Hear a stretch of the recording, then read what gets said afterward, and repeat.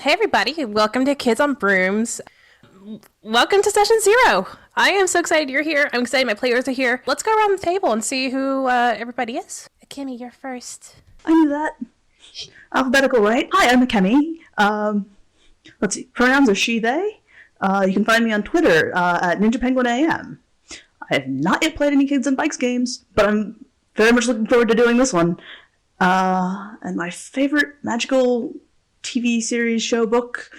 Oh, that's a good question. For now, I'm gonna have to say Owl House. That's a fun one. I've heard good things about Owl House. It's so sweet and adorable. Oh, I'm gonna add it to my list of things to watch. But the reason why I asked that is just so I get a reference of like where you come from for like magical world stuff. Just so it's kind of cool to see what references you pull in and what that. So thank you so much. I definitely gotta watch Owl House now.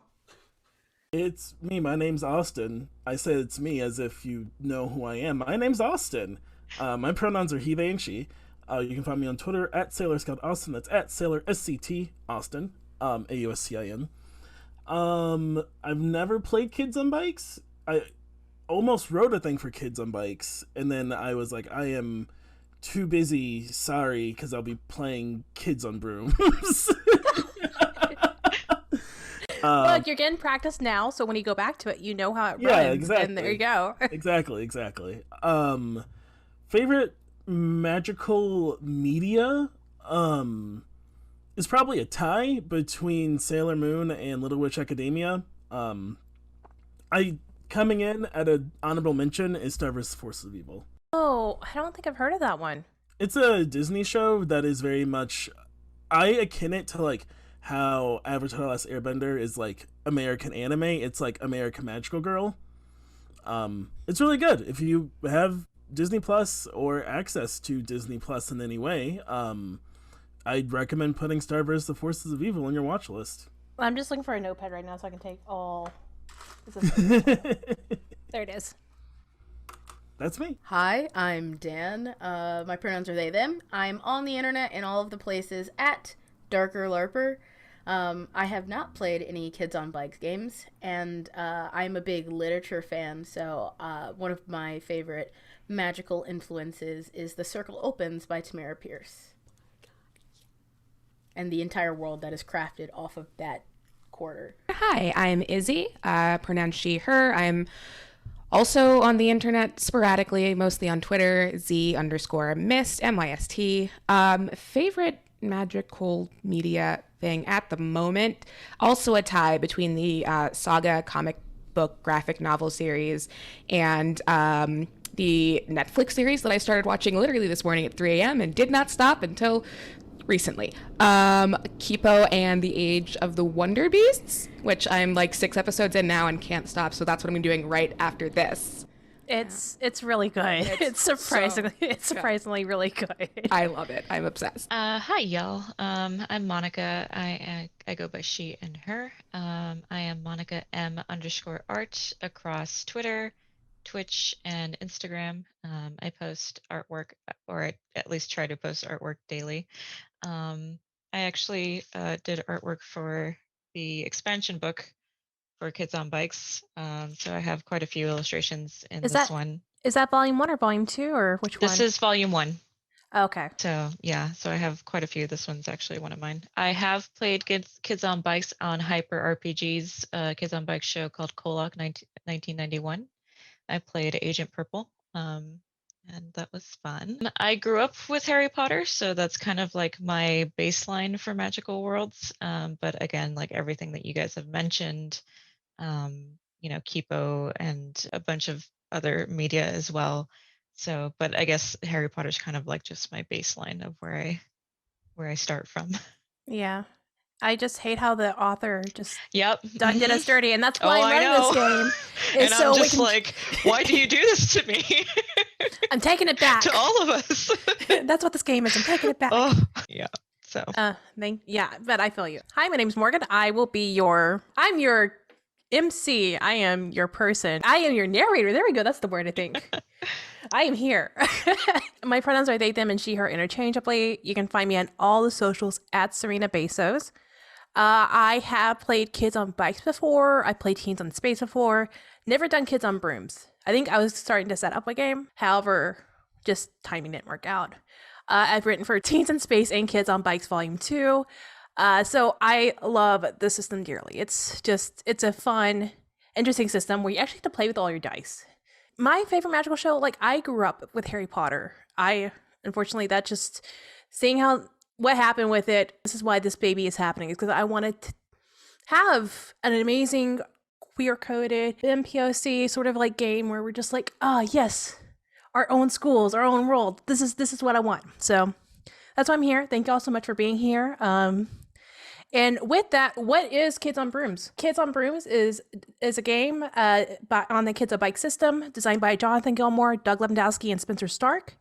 It is a collaborative role-playing game about the life of it's a witch or wizard, but I don't like the gender term, so we're going to say magi, at a magical school at a place full of mystery, danger, and thrilling adventure.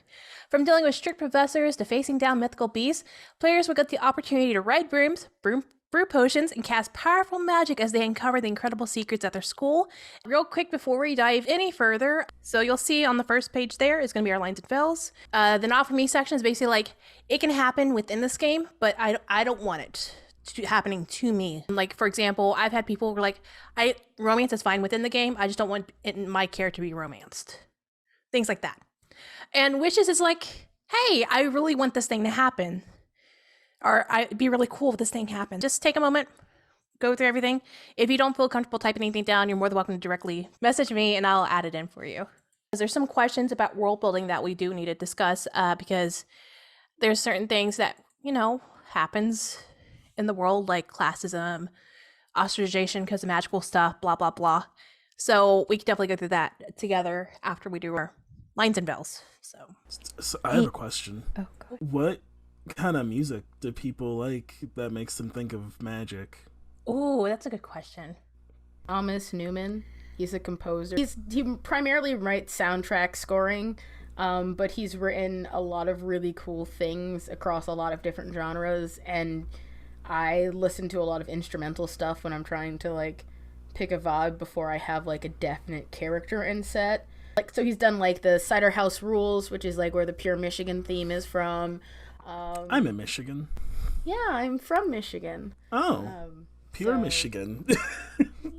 He's done a lot of really art film style scoring, and he just does a really good job. So I listen to a lot of him. He has got more science-y things that aren't sci-fi, but are whimsy, and I'm super into that. Music. Oh, geez. I don't know. Because when you think typical fantasy music, you think of the little tinkly bells and orchestral music. But I think for me, music is such a big part of my life, just in general, because it can change your mood. It can help you improve your mood. And I think music itself is a magical power in a sense. Mm-hmm. And so I know in college, for example, it was techno and dance music that got me through studies and writing papers. Mm-hmm. And I don't know, just the beats and the rhythms just sort of help my brain focus and things like that. Now it's lo-fi chill beats has replaced techno house. That was what I was thinking. I was I'm gonna make a lo-fi mage.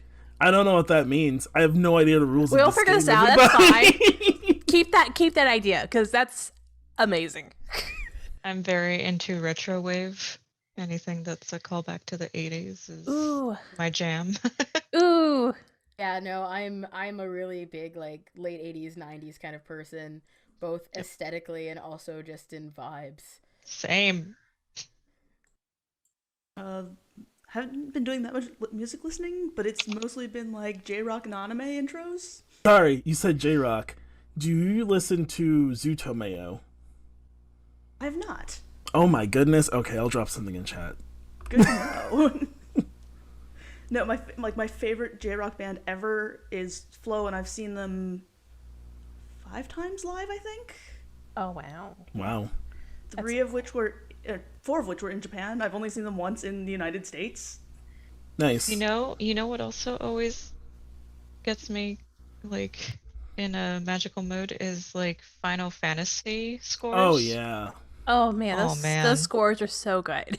I have never played or interacted with Final Fantasy other than I have Kingdom one Hearts. friend who is really into it, and I was like, I'm going to go find the master key that you really like and get you a tie pin. Okay. There's My, just so much stuff in the world. my actual home set of keys, at the last convention I went to, which was ECCC, like not last year, but the year before that, they had this one company like actually made like, keys that you could engrave, that had like the ending of like were the different keyblades. So my home keys are the Kingdom Key and the Oath Keeper. Oh That's goodness. super radical. That's so cool. God.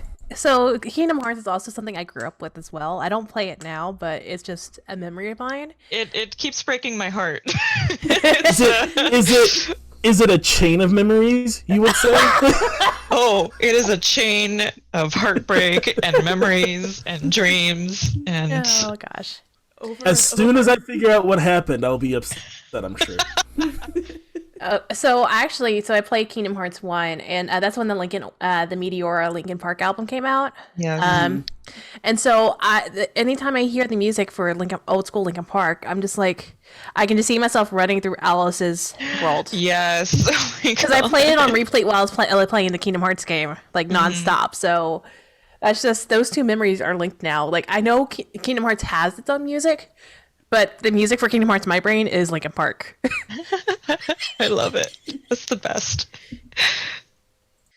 All right. How's everybody doing with the lines and veils? You may have already said this. I assume this is a thing that we can update. as Yeah, time goes yeah. on? This is going to be this is basically what we're going to use as a character keeper.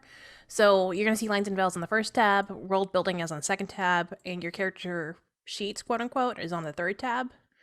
So you can always come back to update this anytime. So it's going to stay open.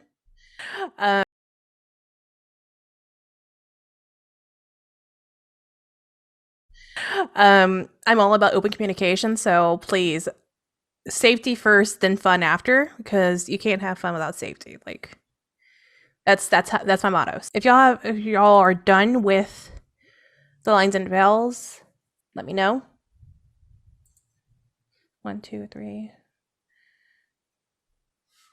Are you jamming right now, Austin? Is that what's happening? I love it. Oh gosh, goodness. Perfect.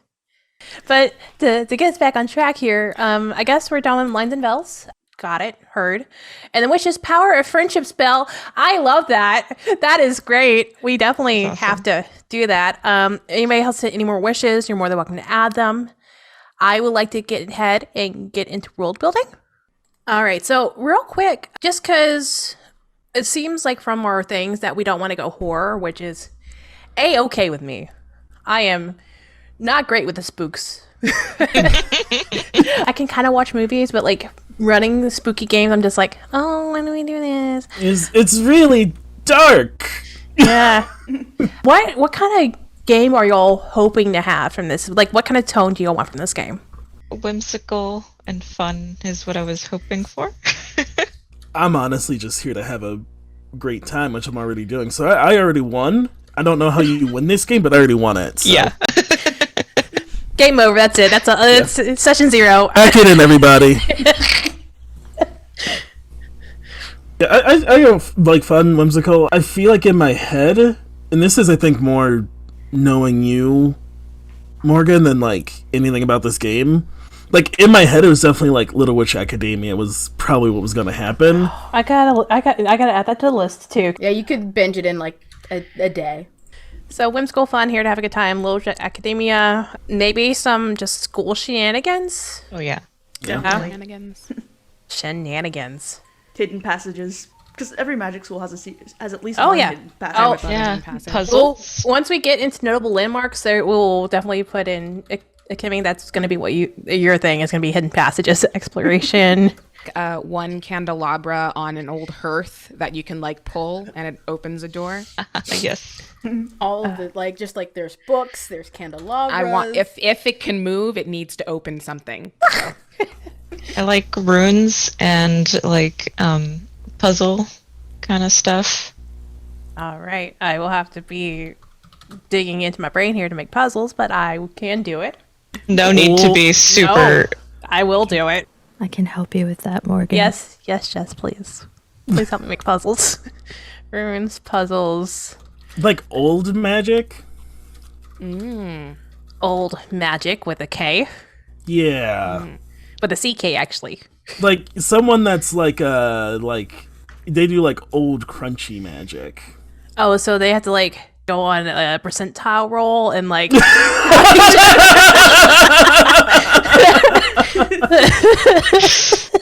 that's what I think of old magic. But no, I know what you're saying.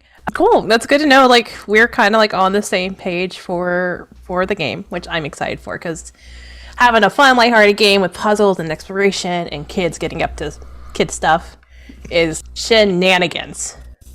Should we just name our school that? Just no, or just name Shenanigans. the show. The show is just shenanigans. Kids on Brooms Shenanigans. That's the name of the show. Magic shenanigans. Magic Shenanigans 101. Oh no. Shenanigans with no malarkey. Shenanigans 101. I like that, actually. Shenanigans. All right, I'm making it a class. Shenanigans 101. All right, I put it in there. I misspelled it. I'll fix it later. Let's keep going. So, rule building. And we can get to the name of the school at the end, but we do have to name our school eventually. I am bad at names, and I am pulling up my doc of names I never get to use. oh, beautiful! I love it. Is it something that maybe like a location, like Yeah. kinda come up with a location first, and then that might inform a better name? That's actually my next question. Is where do y'all want this to be? Do y'all want to be in the U.S.? Do y'all want to be somewhere else? Of course, it's not going to be like. Actually, that's another question. Is it going to be like an alternate reality to the mundane world? Is it going to be part of the mundane world, or is it just everything's magical all the time and this is a school? I like the idea of everything's magical all the time, but I like the idea of the school not being in the like there are magic schools. They're not just on the like because right like this idea of like before magical schools were like secret and now they're not, but they still are like where they got built, which is like it's like a pocket dimension situation. You go into the bakery and it's the school, or but it's like normal now. It's like a normal thing. Is it kind of like the societal structure of like Avatar, where you have people who have powers and don't, but like it's intermixed and it's normal?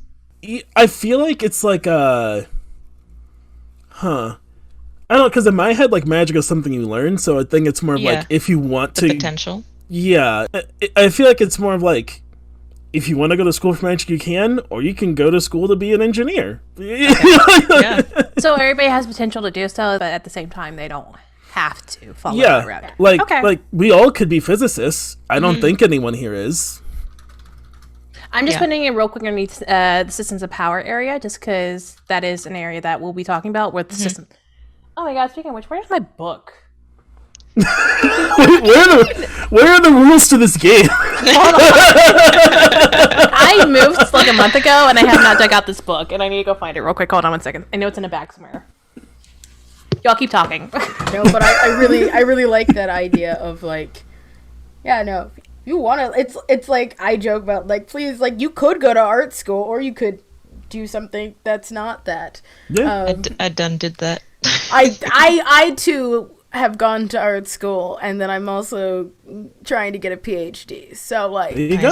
I drank the school. I was like, academia, real fast. Nice.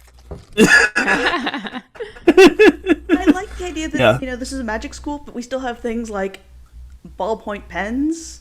Yeah. Yes, give me some multicolored pens. Goodness gracious! Like, I'm not writing my homework with a freaking quill on a scroll. Right, exactly. It's like aesthetic, but I have a pen, and this is far more useful in my Yeah. life. I guess that offers the question of like, where does technology sit in the world?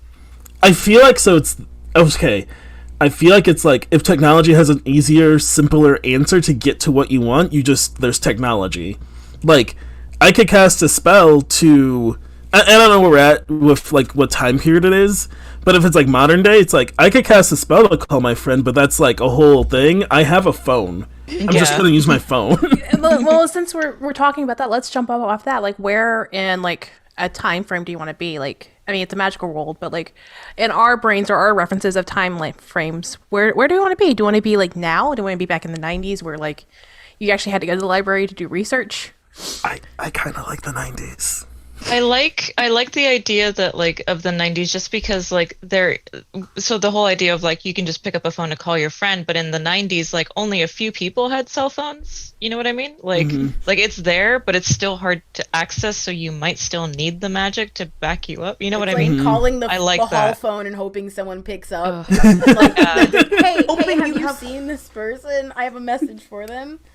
Yeah. Hoping you have quarters. You need to use the payphone. Ow. Or like there was like maybe the rich kids that had pagers. Yeah, exactly. Mm-hmm. All right, so 90s S sort of like mundane sort of thing. So we'll have ballpoints, we'll have gel pens because we need some gel pens. Yes. Glitter gel pens. 90s technology. Okay, I'm just making notes for myself in this area. I'd say like on the cusp of the internet age. Perfect. Maybe like there is a computer at the library, Yeah, exactly. but But- there's like one. One. Yeah. And it's one of those bright colored IMAX. And you have to sign up. Oh my god, I remember those With the IMAX. round I Nice. wanted one of those so bad. DSL, and the only one person allowed on the computer at a time. Yeah, it does that. I think people try to magically update the sound to that, and they broke the computer. So no magic is allowed around the computer, apparently. So All right. magic and technology don't play nicely. Got it. I mean, it can, but like when you get something intricate like a computer, it's probably just unless you're like skilled. I feel like I- that My is school is like a bit- technomancy. Like, I was I gonna was say, like, yeah, that that's sounds like definitely the a beginning thing. of technomancy right there. Yeah. All right, I'll add it to classes. Technomancy 101. Especially if it's right before the internet.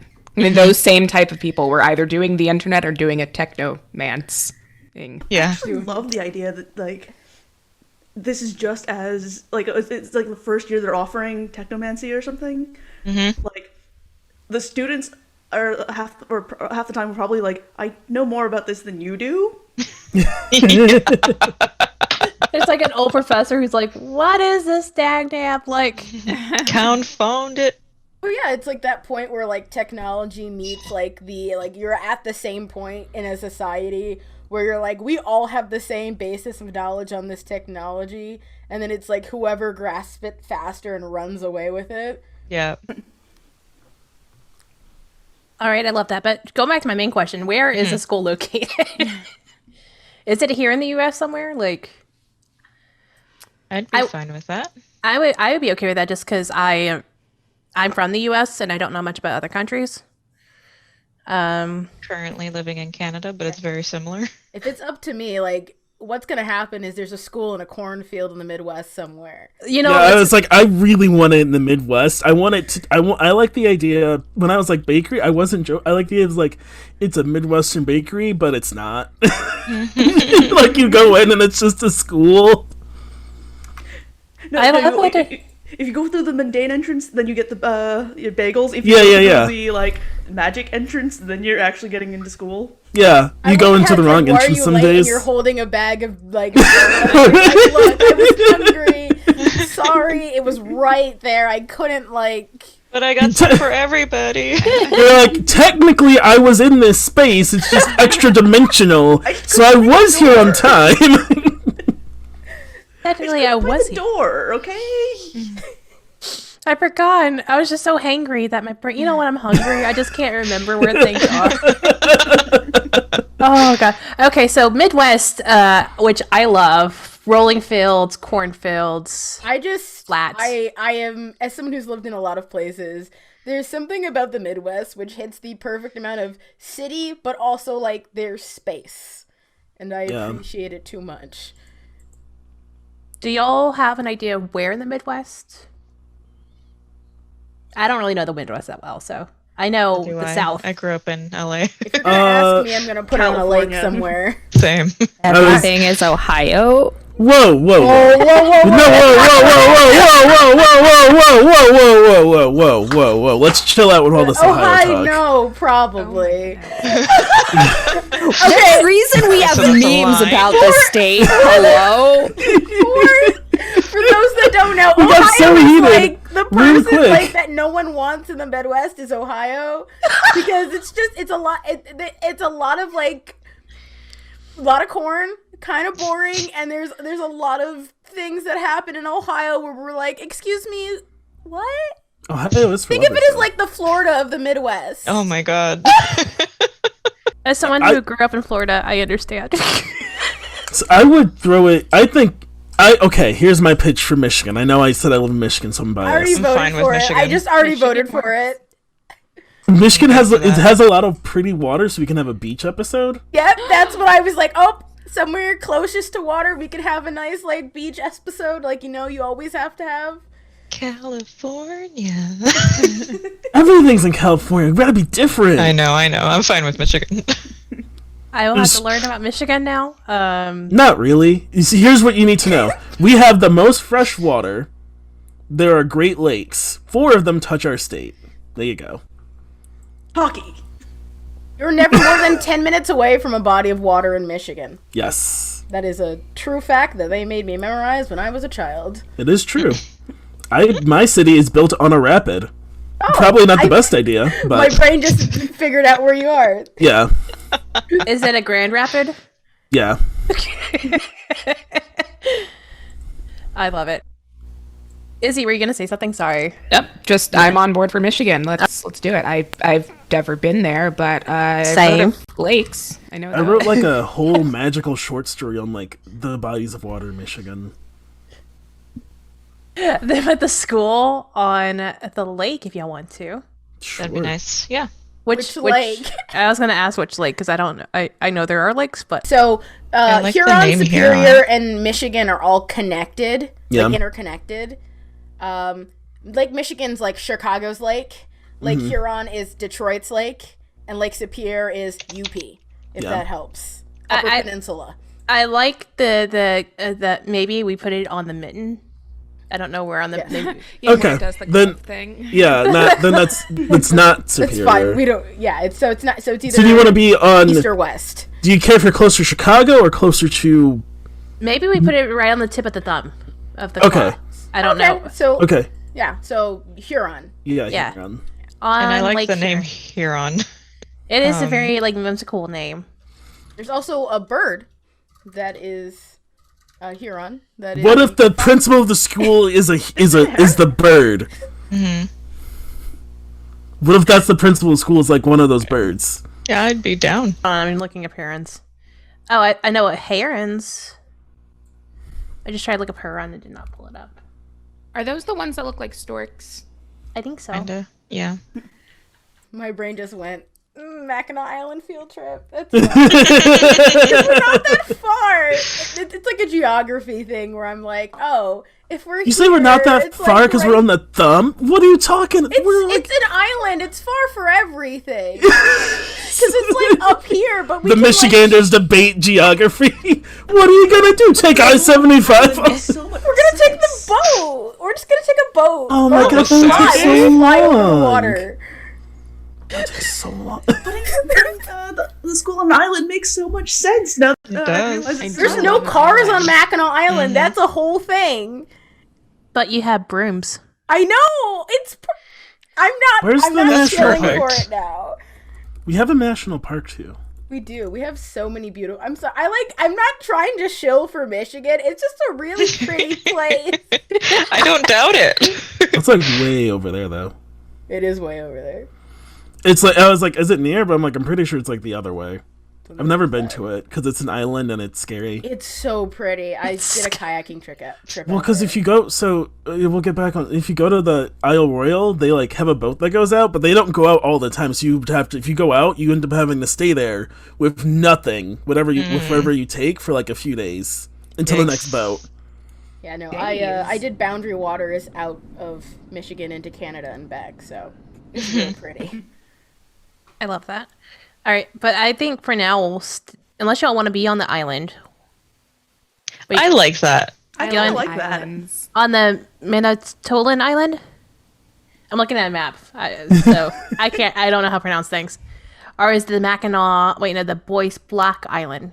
They're mini islands. There are mini islands. If you want to be, you still want to be on Huron. I mean, you can put stuff wherever you are. We're in a magical fake fantasy world. We can make an island. You could just make an island. You could just have an island called Huron's Island that exists now. On Lake Huron. Just like north on of an the island. thumb, like just a little floaty. North of the quote-unquote thumb. But we also refer to it as like geographically like the map of the hand. Yeah. Oh, Like, okay, cool. truly. That is what we do.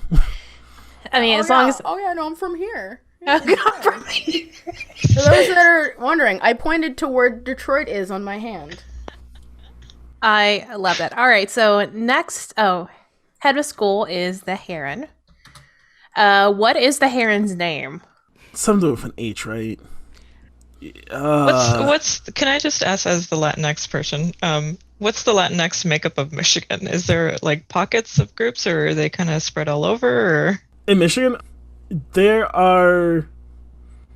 In the Detroit area, there's like a strong community. Yeah. And then outside of that area, I don't know about in the middle, because like the pockets of like civilization are like... You're not wrong. Are like Detroit, which is the east side of the state, the middle of the state, Lansing, the capital, and then the west side of the state where I live now. And then like in between those are like corn, more or less. Soybeans and corn.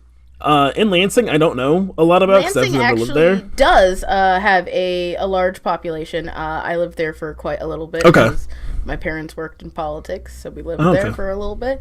It's community diversity wise, it's like 70% people of color, and then out of that 70%, about 40% are Latina. So Cool. yeah, other being black.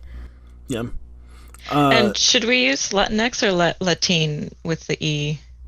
I have started using Latine. Latin is fine. I honestly like that one better. I mean, I'm non-binary, and because half of my family is Afro-Latina, so it's like they have their own preferences, but I'm like, I'm non-binary, so like I like this one because I'm selfish. That's, you know what, you gotta take care of yourself, and that's good stuff.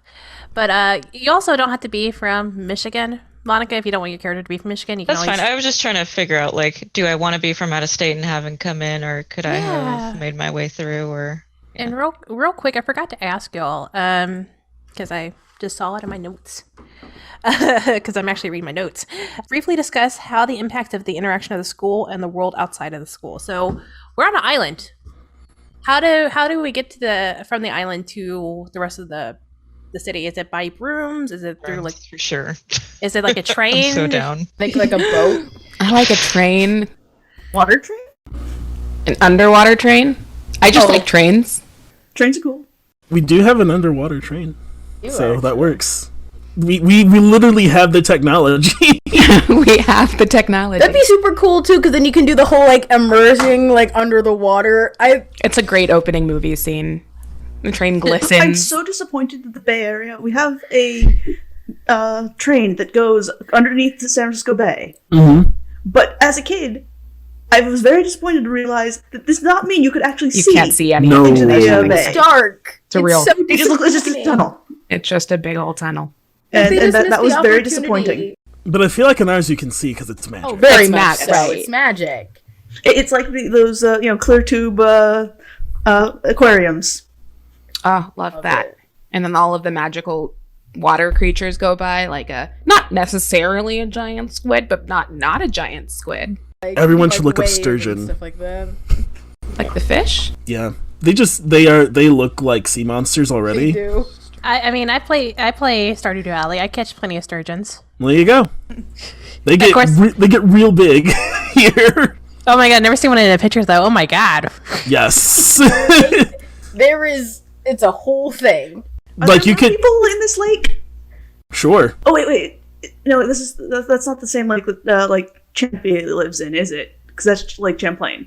I don't know this. It's kind of like the Loch Ness Monster, except it has a different Oh, okay. that it lives in. Well, Oh, okay. now it does. Yes. Yeah, plesiosaur-like thing.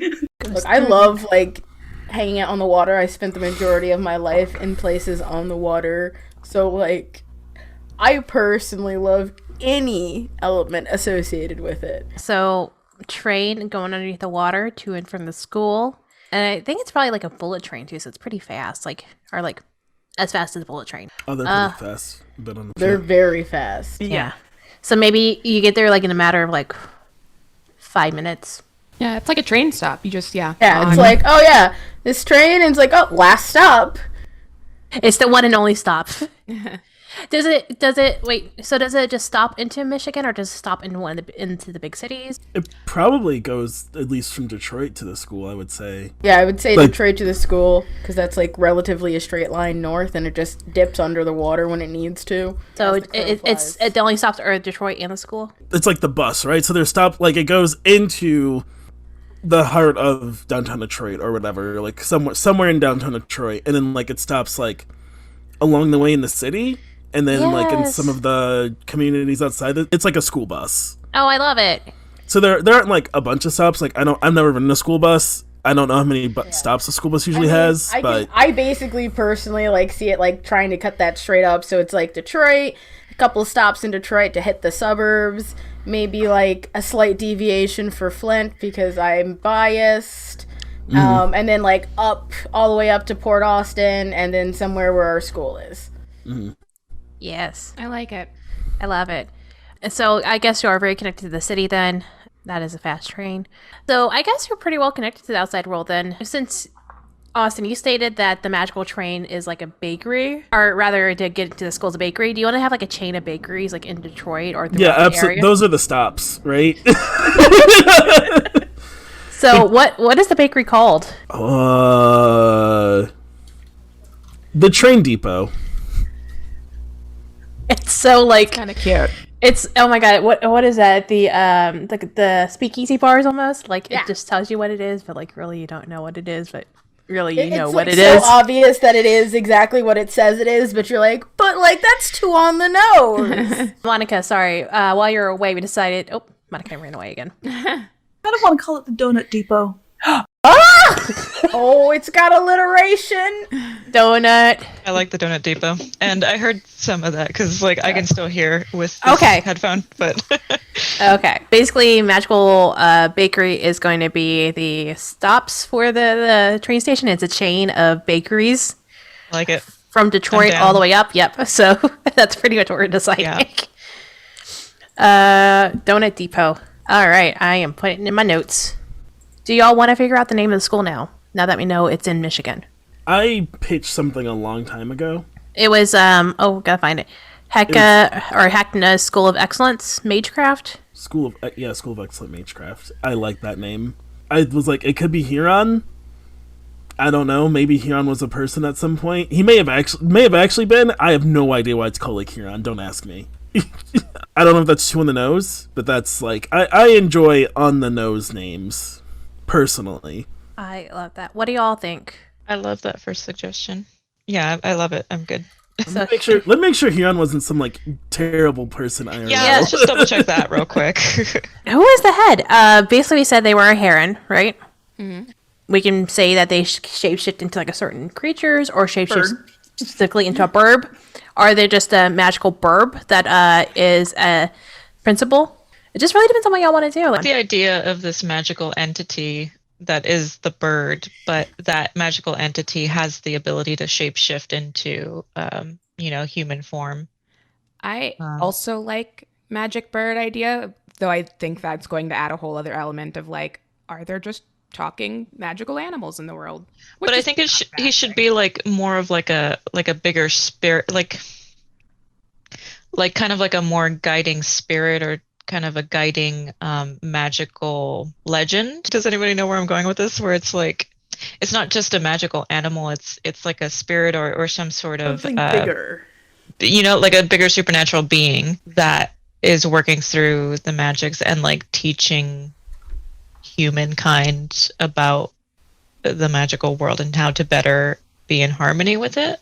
So it's like an ambassador almost. Yeah, it's a headmaster plus.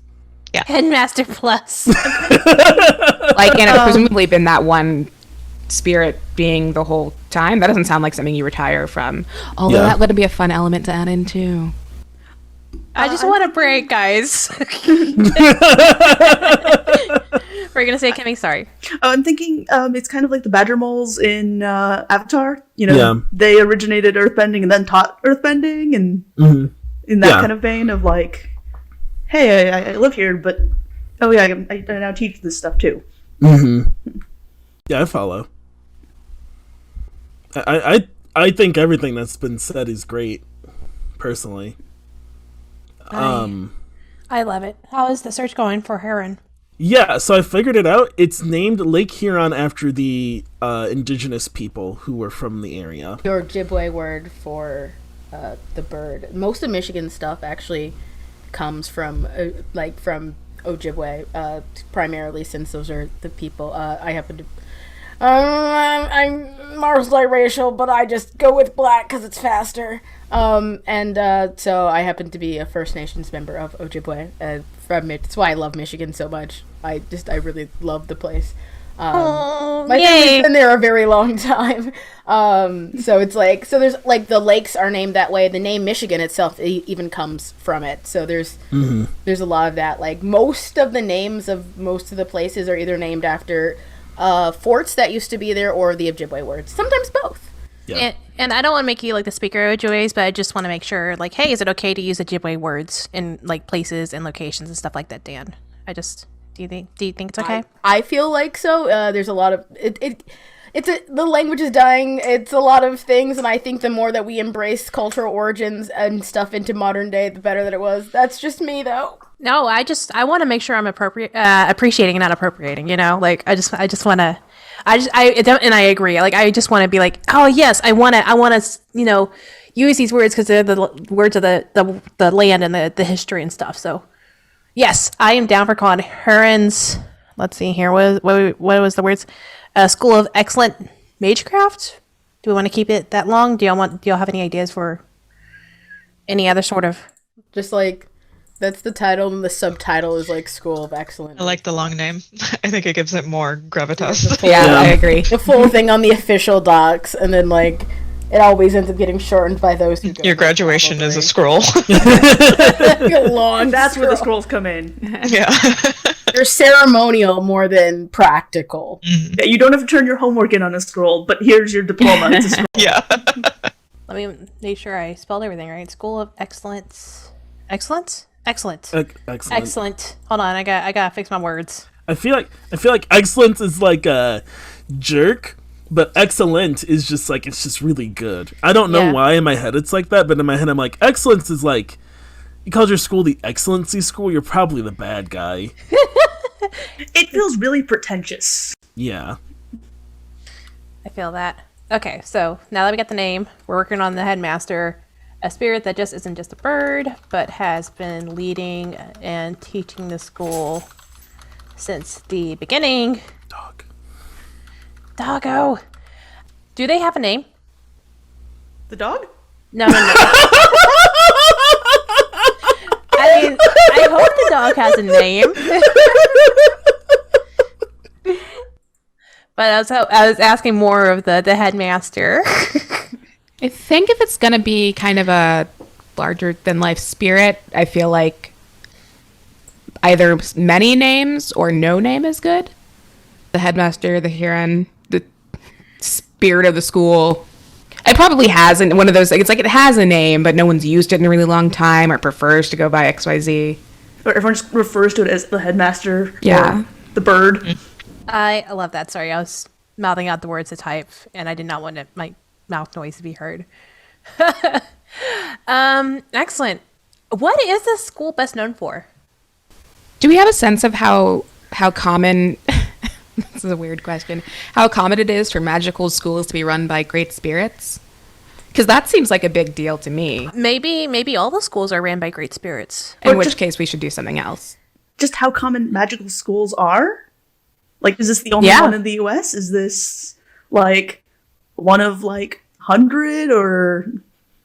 Yeah, that's great to know. Like, how common are these schools? Because we did say magic is something that you can dive into, but at the same time, like, how common is it? Like, is it like an art institute that's in every city of every area, or is it like more like harder to get into and more? I don't want to say prestigious because I don't think, getting the vibe from y'all, I don't think it's quote unquote prestigious, but like, is it more of a niche sort of like schooling?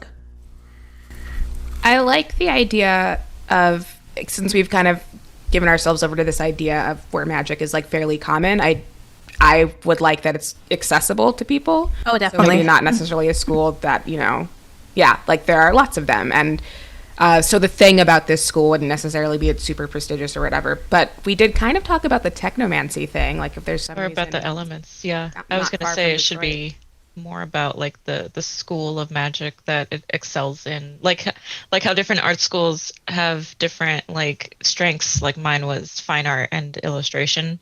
But some schools might be more like modern and contemporary. Yeah, I feel like with it being, at least like in my head, like it's in the Midwest and it's on this island, I feel like it's probably like known for its magic with like the elements and with nature in some way. And the fact that they're dipping in the technomancy is like, they're seeing that as like a new element of humanity. Do you think this is the first school with technomancy? No, or at least this type of technomancy? The one in Silicon Valley, obviously. Yeah, I was like, the one first is probably one out west. This might be the first one this far from out west, right? Like it's like moving out from out west to like out east, and then like we're like, it's like the first one for like the regional schools here. Like our rival school doesn't have one yet or whatever, right? Can we say we built the train? Yeah, we built the train. Much, yeah. Like the idea of that integration between like mundane and like the magical, which is at least in my mind where technomancy seems to flourish. Yeah. Or the idea of like, there was this thing that we were doing with like regular technology perfectly fine, but then we added some magic, and now look. In my head, there's like a Dr. Robotnik type person who built the train. Good friends with the her and here, and hi. I'm gonna learn to say it. I love that. So basically known for the train. Technomancy first. Oh gosh, beans. Why? Okay. Technomancy outside of the West. I feel like with the technomancy, they're not trying to like innovate. Like the way it would in Silicon Valley, it would be more like, how can we make this practical for people? Ooh. Like that's what it specializes in. It's like, no, we're not trying to like redo and revamp, and upstart and disrupt things. We're just trying to like, how can we make this technology work with magic in a way that's practical for more people?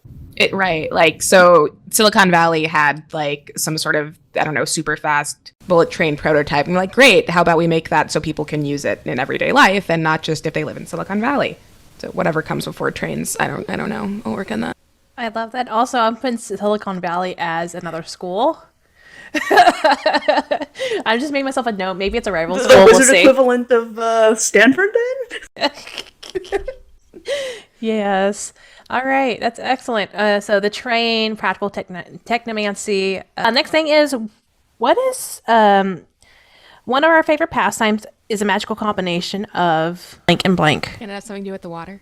Yeah, I was gonna be like, I'm like thinking water and brooms. Okay. Oh yeah. So what if it's like broom surfing? Because usually you couldn't surf in Michigan because there's not waves. But like, it's like, I'm so down. it's something. It's like something radical. I was in my head. I'm like something from Rocket. Something they do in fucking Rocket Power. A mix between like surfing and like rowing, but like obviously like your broom would be the vehicle as opposed to like a kayak. Can we throw in hockey in there? Yeah, sure, we can definitely. What is this sport? As weird as this may sound, being from California, I love hockey. No, so do You I. can talk. Yes, hockey, I don't know what it is Wild. about California and hockey, but we love it. Californians actually really love hockey, even though Wait, like, who's your team? San Jose Sharks. Okay, well, I'm from Michigan and I'm from Detroit, so I am rooting. we for are a whoever Kings losing Red household Wings here, and but Habs come home. we'll allow We'll it. make this work. I'm a Tampa Bay Lightning person.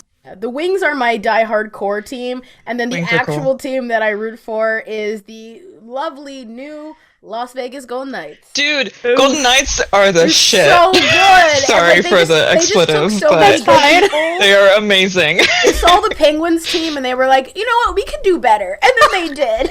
I Yeah, used to they like the did. Penguins until 2016, where the Sharks had to face the Penguins in the final, and then I'm like, no, I have loyalties. I can't like the Penguins anymore.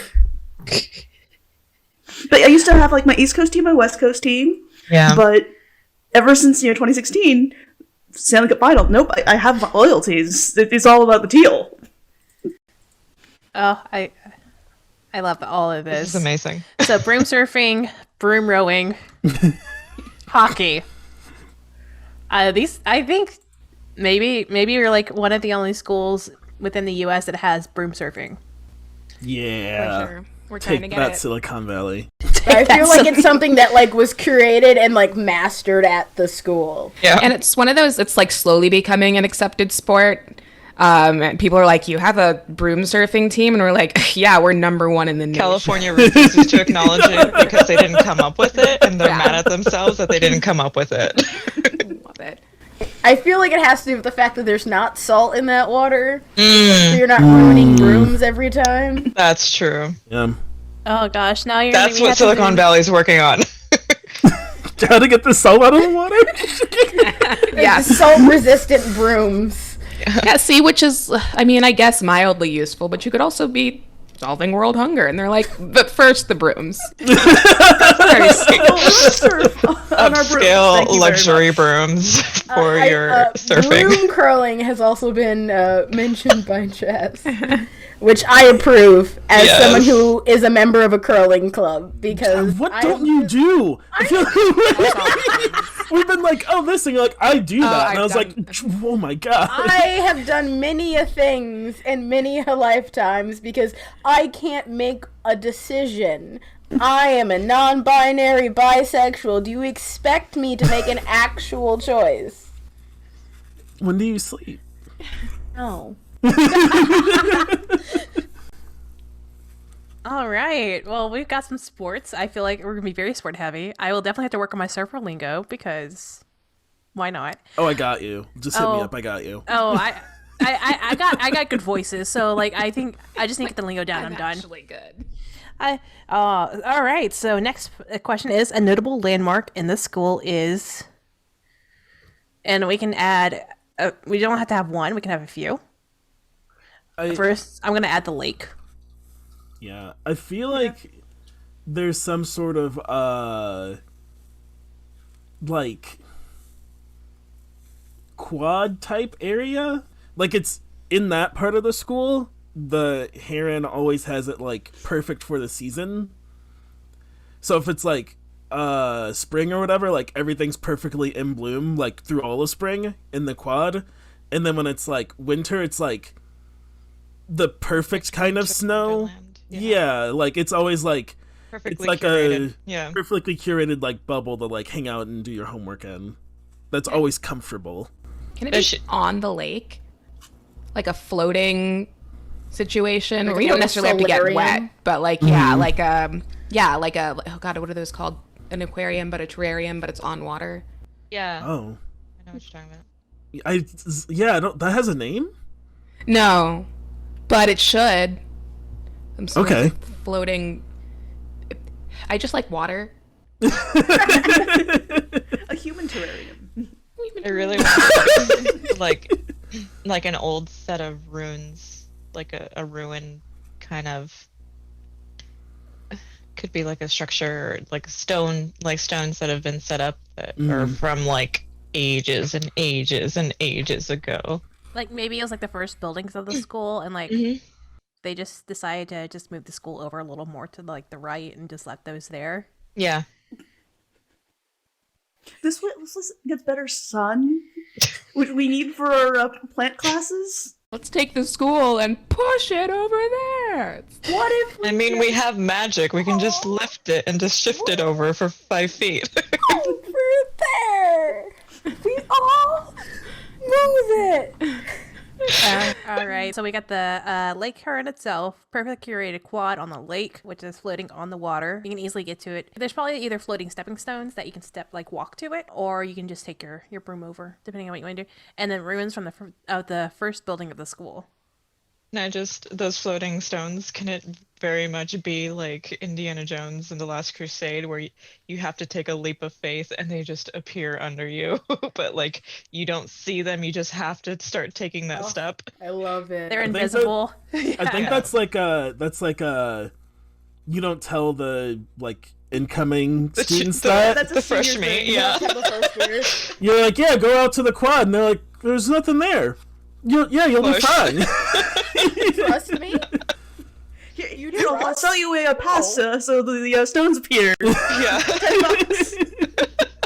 All right. Any other notable landmarks that you're interested in? Kind of relatedly, actually, what kind of architecture of is the school? Like, what does the building itself look like? I don't think it's a castle, from what I'm gathering, at least. What if it just looks like a school? But the question is, what does a school look like? Because what I went to high school with was like very like Florida concrete buildings that are just squares. We're and an inside school.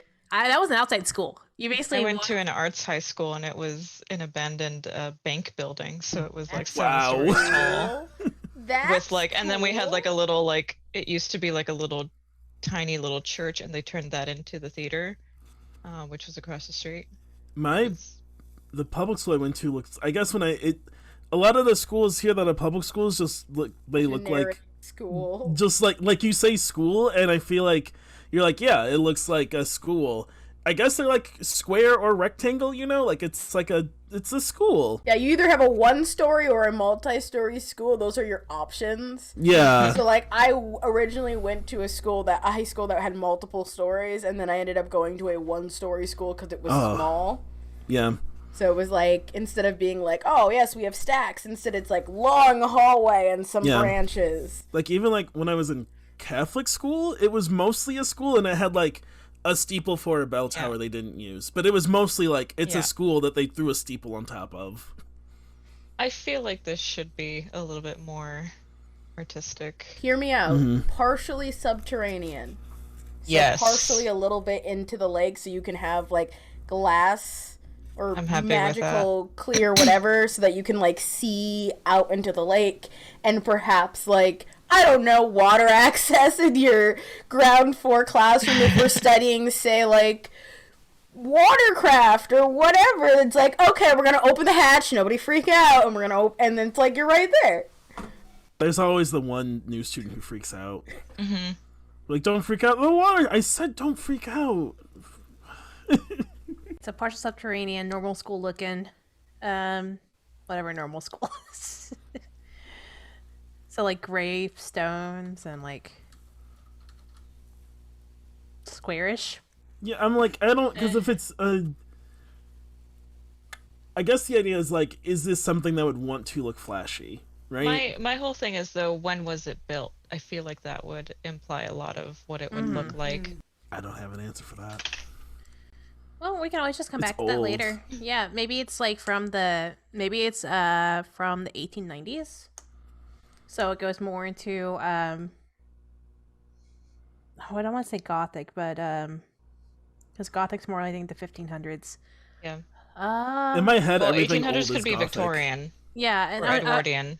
I was I'd trying be to very happy for it to be Victorian or Edwardian, but Oh, that's a good idea. So, Yeah. What if it's charmed to look normal until you're a student? yeah, Ooh, I'd be Victorian down with that. I'm just looking at Victorian buildings real quick. Oh, Yeah, Victorians are so Victorian cool. is just okay. Looks normal until you're a student. Or staff or whatever. I mean, I am one of those people who I want to make sure there's space that you could, like, I don't know if it's against the rules, but definitely something that would be done is flying your broom in the school. I don't know if you're supposed to, but I think there should be space for it. You Well, shouldn't so be. Oh, so there's the Winchester House in California, and it's like it was built to be like a maze in itself to trick like supernatural beings into, leaving the owner alone. So there's all these like crazy like hallways, and it's almost like, I mean, not MC Escher because physically that's impossible, but like it was meant to be very like MC Escher with like all these like staircases going in all sorts of different directions. And the staircases sometimes just end up like lead up to like just a wall. A window. There's a There's a door that opens up to the outside. Like I've it's just seen a this straight house drop before because they film at it a lot. Yeah. My brain never went, oh yes, that's that house. But I've seen it in film a lot because they use That it as a whole location. Supernatural episode. Yeah. I mean, also like The Magicians, which I do not recommend to anyone, but they do a whole episode here. BuzzFeed Unsolved has done, I think, 2 episodes at the Winchester House. Oh, good ones. But like that would lend itself very well to like riding your broom through there when you know you're not supposed to. It's just like, oh god, I forgot how this goes again. Yeah. And for secret passageways. Exactly. Is this a false end, or is there actually something on the other side? Yes. All right, I love that. I'm just like adding notes as we go along in various parts, so don't mind me. I just had an idea for my backstory. Oh my gosh. Hold on to that. Okay, I'm gonna write it down. Write it down, don't forget it. One last question is, or that I have really is unconventional classes that we have in our school. I already put Shenanigans 101 because we already talked about Shenanigans 101. Any other unconventional classes that y'all can think that the school has? I mean, I think we should. Sorry, go ahead. As I feel like a PE type one would be like the broom surfing. The brooms. right? Yep. Okay, same. There you go. Broom surfing. Rift compatible. I have an idea in my head that the Shenanigans 101 class is part of like a broader like magic and entertainment major. You know what I mean? Where it's like a comedy like class. Is it like actual like illusion and magic? But Shenanigans 101 would be like an improv comedy. I love that. You know what I mean? Yeah, it's basically, it's like, yes, you can go to drama, but why go to drama when you can have improv? Exactly. You're muted, Dan. Oh, that was just a comment. I was like, team improv. As someone who went to musical theater school, I'm like, I still love improv more. I love that. Okay, so I think we've pretty much got the school constructed, and the next things we do have to take real quick. Let's go ahead and take a break here.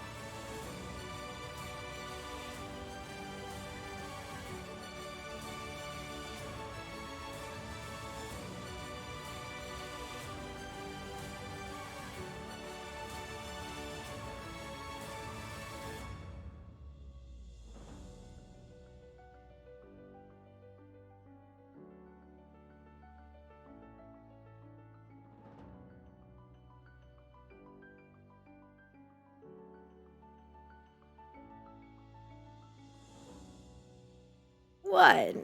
And then we're going to test to see if our audio's live and I've done everything correctly. And Is it live? maybe. Is it going to be live? Is it going to Hope be so. live? Is it going to be live? That's always the heckin' question. Did I not transition? No, it is on live. It should be. Oh, is the mobile Audio's lagging? good. Okay. It's we got confirmation that audio's good.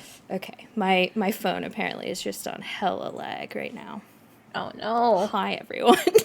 Hello. Yeah, okay, cool. We're good. Great. Now I'm all caught up. It's good to see y'all. Pew, pew, pew, pew. The GM of the hour, it's Morgan. Oh yes, I thought you were both dabbing. I never dab. Who do you I don't think either. I am? I thought Did I we were just going in the moment. unintentionally make you dab when you don't dab? Maybe. It's fine. It's fine. Okay, well, I think I, as a producer, have experienced every possible hiccup leading up to this launch, but I would love to hear about your impressions, since that would have been the first time you watched the edited version. It looks so good. Like, you're being such a wizard right now, like with the techno stuff, and it looks amazing. And the cuts and the edits and the colorful words and like the inserts of dialogue of like Michigan outrage and like various things like that is really, really, really awesome. I'm so glad to hear that. And story time. I had to do those captions 4 times. No, for real? 'Cause of the For real. So the first time when we were originally supposed to launch, like 2 weeks ago, it crashed twice. And I had to figure out, I'm like, okay, I will manually save every 2 seconds because I can't let this happen again. I'm not good at saving. I'm terrible at saving. My partner is the one that obsessively saves their Pokemon files. I'm not a saver. So I told myself I'd do this, and I didn't.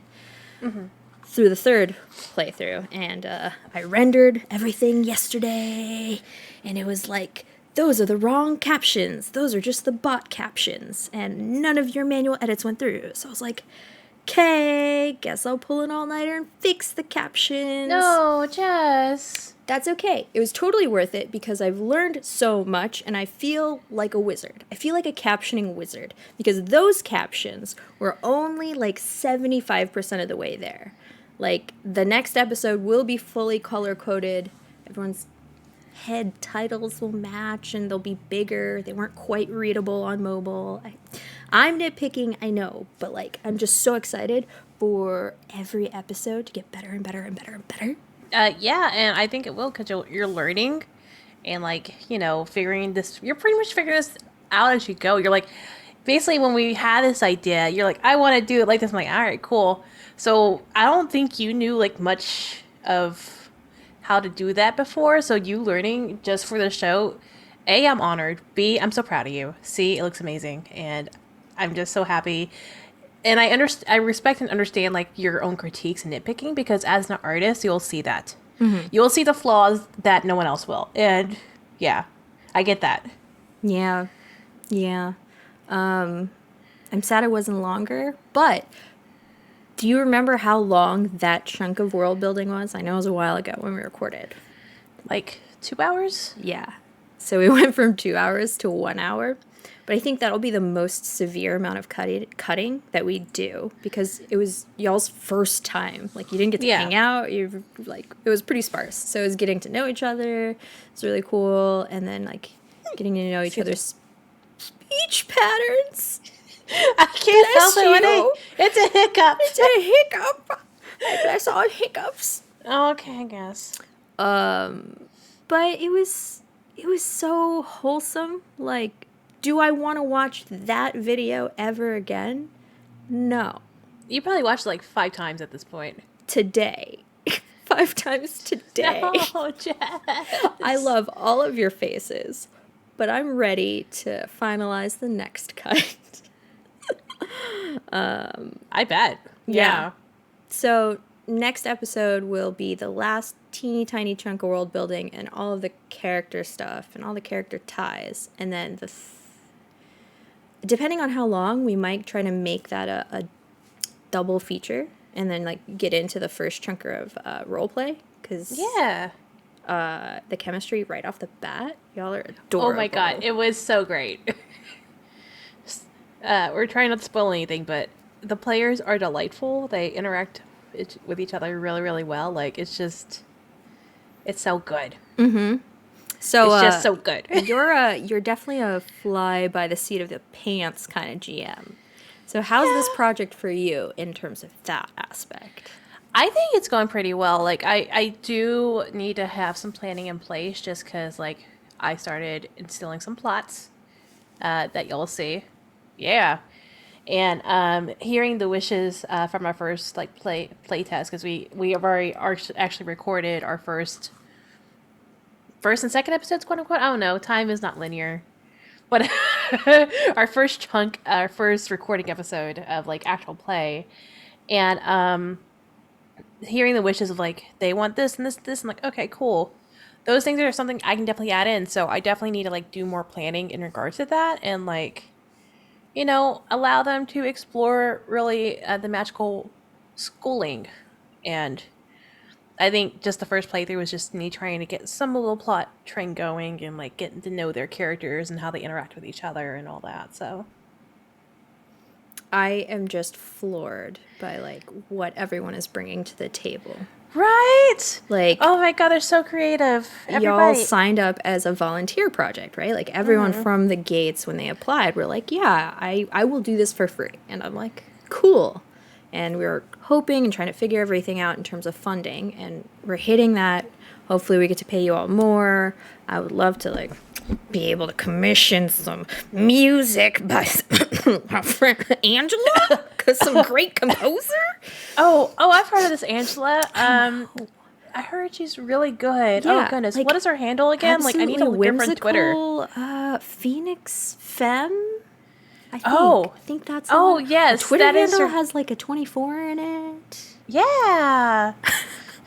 I mean, that'd be really good if we could, but, like, that'd be great to fit in this. Yeah, I'll have to start budgeting. I would pay for it out of pocket if Angela's schedule is open and there's time. Mid-season. I'm sure she might. I'm just watching the chat right now, and Angela's going off. Ooh. Bee! Hello, a fellow non-binary Bee. buddy. Anina said that she has done Oscar.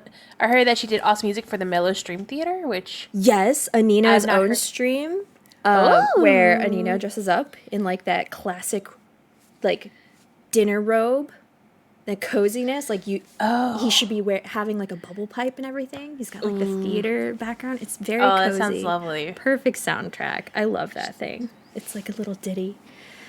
Yeah, I am tired, but I'm I bet. so happy that this project exists. Like, this is Me just the too. beginning. And honestly, the captions are so important to me.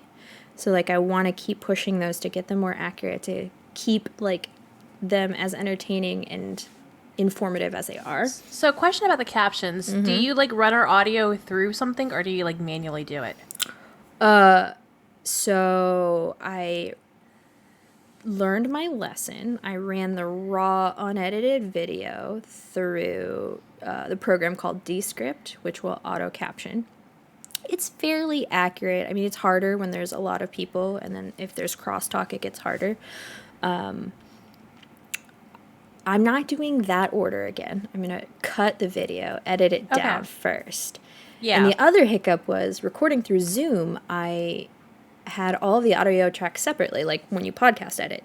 I don't know if it was something I did, but they were all different timestamps. So it was That going will to happen like whenever people mute mute the themselves. mic. That's what I thought, and I'm like, what is the point of this? I'm gonna have to manually line up all of the audio. I'm gonna get in touch with Kristen. You need to reach out to Kristen because Kristen does the audio for our podcast, and there's Yeah. a way to like space them out and like make everything even. I don't know what it is because I don't do editing, but ask Kristen. Kristen will know. Yeah, I'll probably pick her brain a little bit. What I ended up doing is I did all the audio balancing in Premiere Pro while I was cutting the video. So I would clip the single track, and kind of like someone like Monica or Akemi or sometimes Dan were softer. So I could just automatically put them on a different track and like boost them. And then OBS did some fuckery. When that video went live, it was just like peaking everybody. So I'm like, I don't know. Throw my hands up in the air.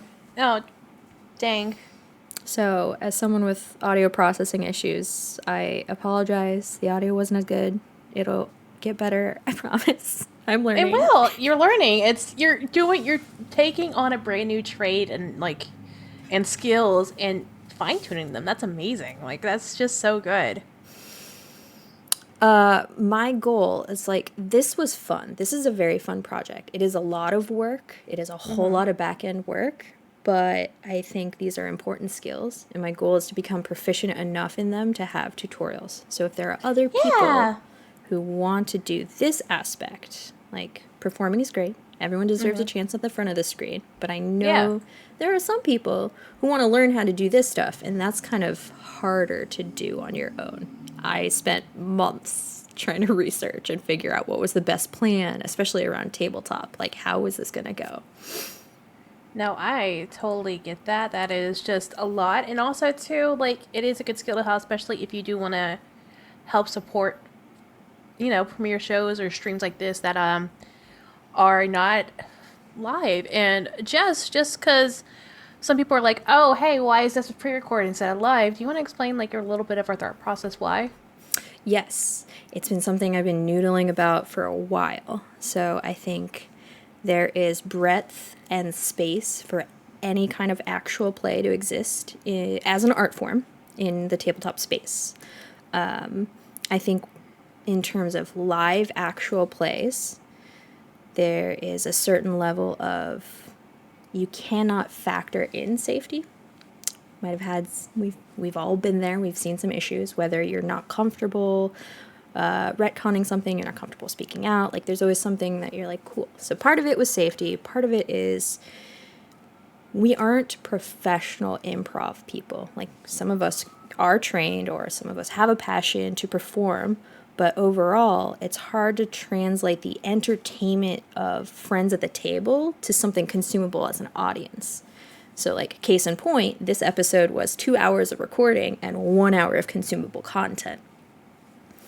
And then third reason why it's pre-recorded is it's more accessible for scheduling and mental health, because then, you're not beholden to the expectation of you're a performer, you're supposed to be here every week at this time, no matter how you feel.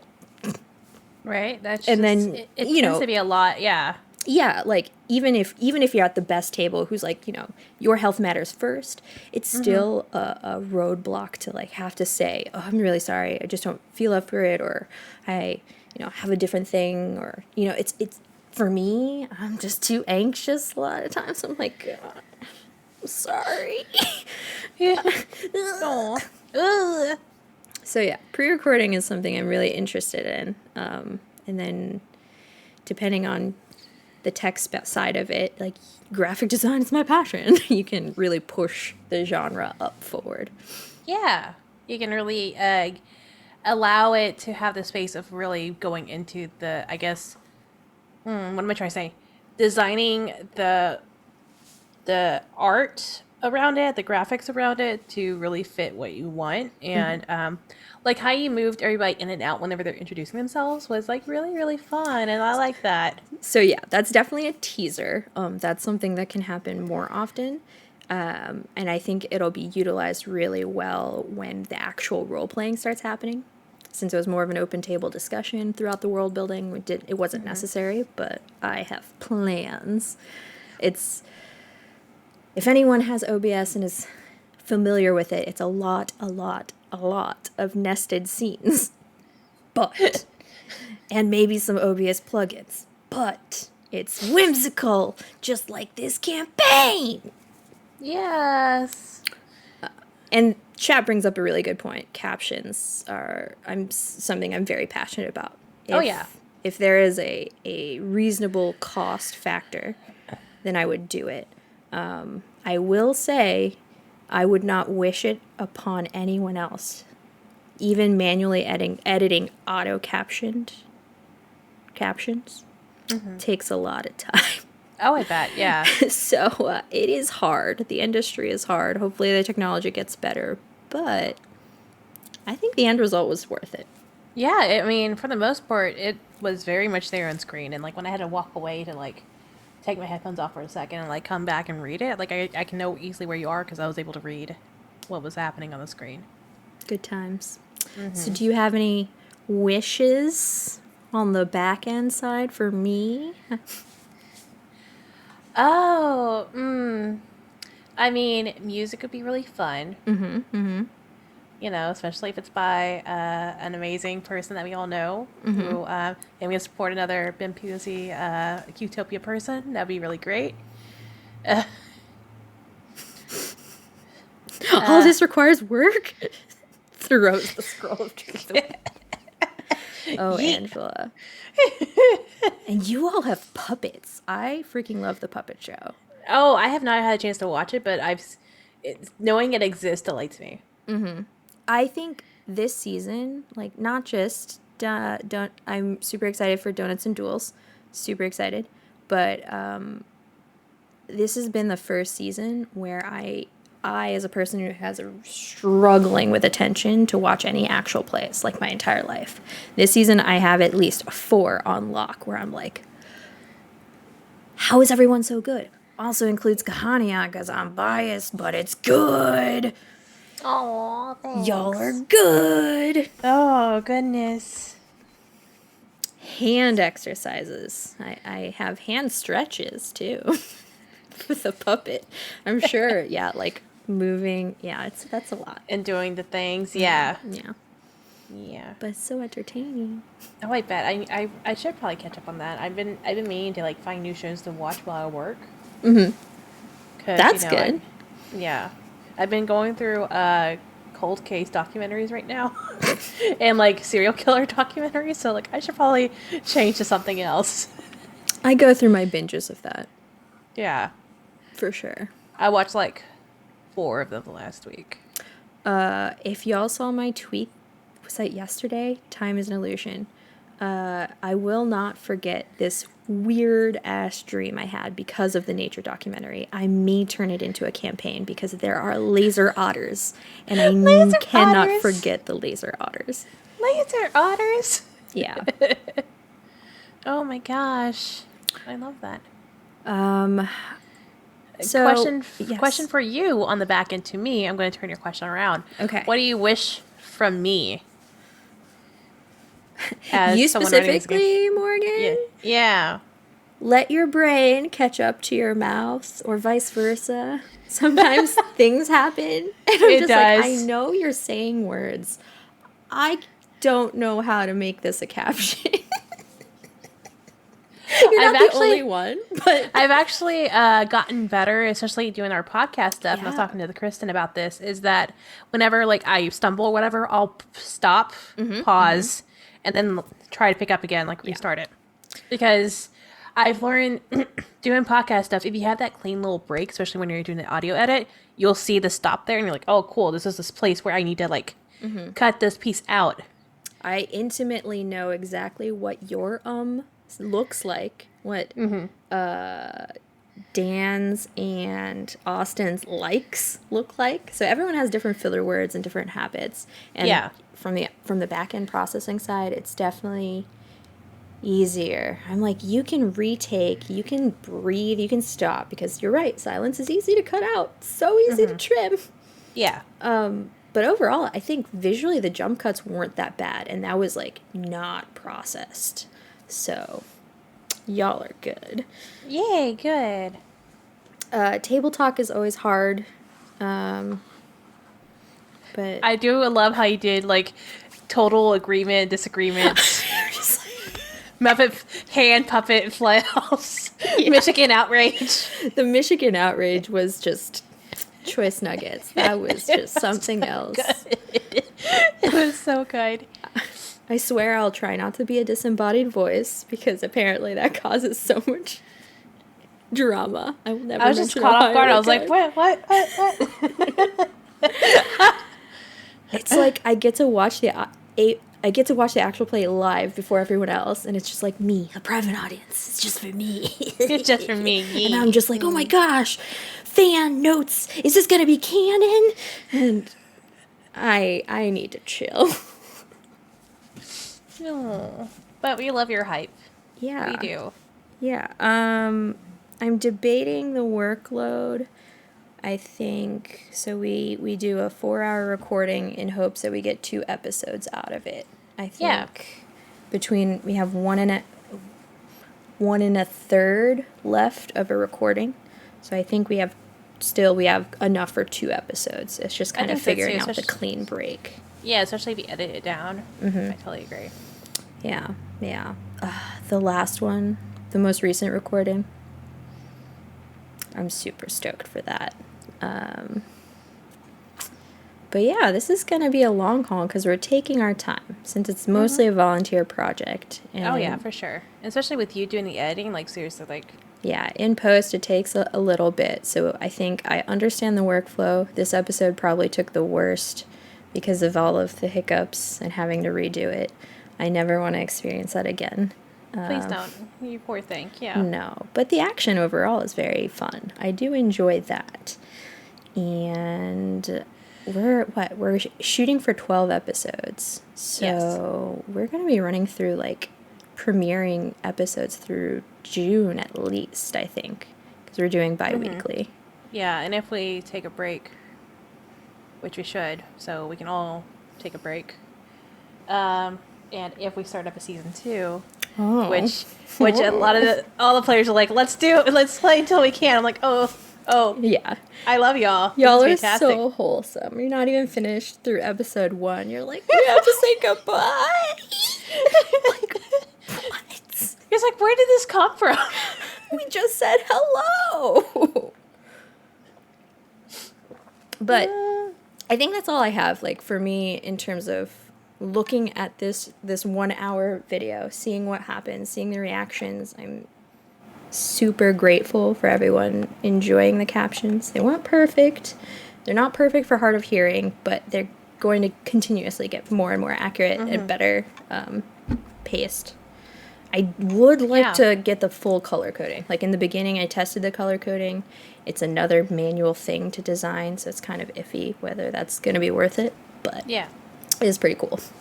It was pretty nice to see like everybody like it's Monica's purple because Monica's Yeah, I was half tempted to ask Monica. I'm like, Monica, what is the hex code for your purple? I just love it. Like, so y'all haven't seen it yet, but or you'll probably, I don't even know if y'all will see it or not. But on the character keeper itself, I color coded like various like character sheets or like character areas. So like everybody has their own little nugget on Google Sheets that has their character stuff in it. And as soon as it pulled up, Monica's like, "I'm claiming purple," and I'm like, "Bless you." When you have a brand so strong, you feel the color deeply in your bones. Very impressive. I mean, that's orange and tigers for me. That's pink for me. Hell yeah. And Yeah. unicorns? And unicorns. You know what's funny about unicorns is that like I like them, but like I never really thought I'd be associated with them. But everybody associates me with them. Like this was a gift. It's a tape dispenser. And my dear friend, everything she gets me is unicorn stuff. I'm like, you know what? I love you. If you see me as a magical unicorn, then I'll just take it. Like, It's fantastic. Narwhal and, like, cows. I will just cry over all of these. and Stitch. Yes. Oh, you little babe right there. Yes. Little... There's also a puppy here. It He's is just a puppy. sleepy. Oh, And there's a good cat boy. in the blurry background. Oh, Look, if I do see the babes. Yeah. I had a thought that was relevant. I swear. have games in the You background. have a wonderful game. All the games. It's All the classics, too. It's really cool, especially when you're doing like games at a glance. Like you have your professional streamer set up and you come in so crystal clear. Like it's really cool. So the one thing I am looking at right now is getting lights. Yes, Like- you did like the mention that. We floodlights can and the- hook you up. Yeah, Okay. lights would be really cool. Yeah. Every streamer needs some RGB. Some bisexual lighting going on. Yeah, you're not wrong. I'm sure we could get that for you. Oh, Since- I've talked to Gnome because Gnome had a really good light setup, and I was like, "Hey, what lights do you use?" And he sent me a link, and I'm like, Mm-hmm. Boy, let me tell you. Yeah. "Yes." Cool. I think that, yeah, like I said, I think that's all I have in terms of donuts and duels. If you have no other particular things, I will say, if our PayPal jar starts adding up throughout the season, I am saving bloopers. Oh no!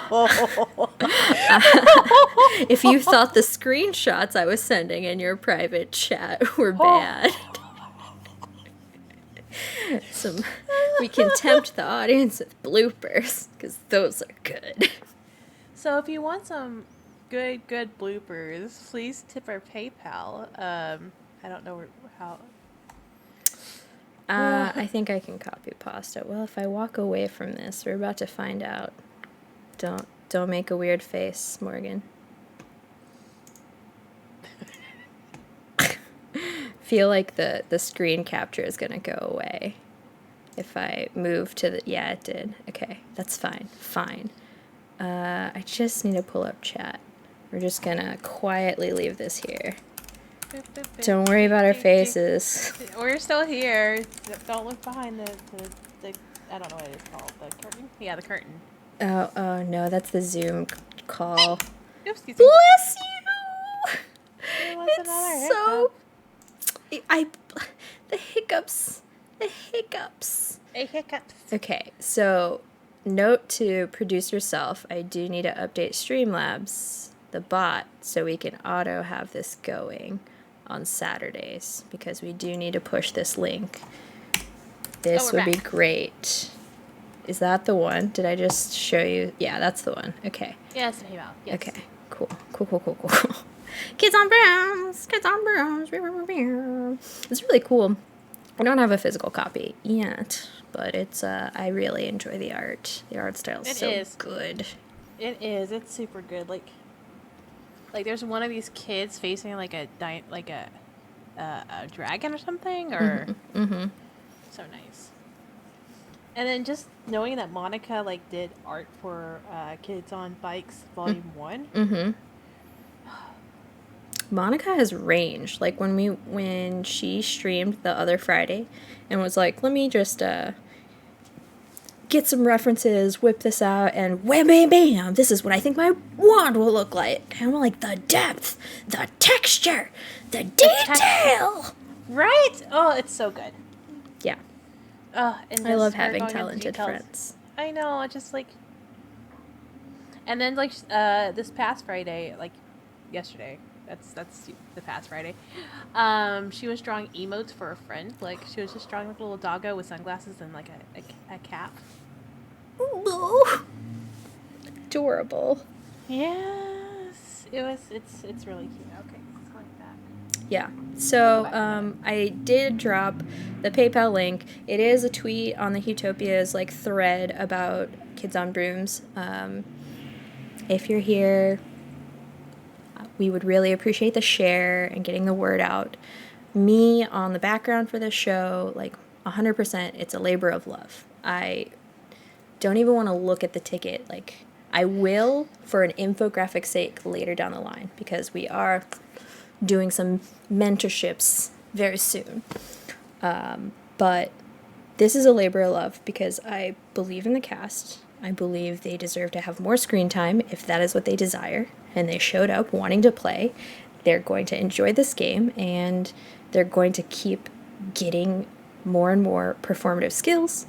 They're going to tell amazing stories, and They deserve that to be out in the world. They deserve pay. So we'd appreciate any and all support, whether that's a share, a like, just keeping us in your minds. Coming to watch us. Little tippy tip every now and again. Goes a long way. Interacting with us. But next episode will be the final bits of Session 0 and bleeding into, like, who are these characters? Yeah. I'm so excited to reveal them. Oh, gosh, I am very excited for all of them. But yeah, that'll be 2 Saturdays from now. Not next Saturday, the next Saturday. I wish I had questions. I'm trying to think of, like, you know, more conversational stuff to ask and, like, talk about.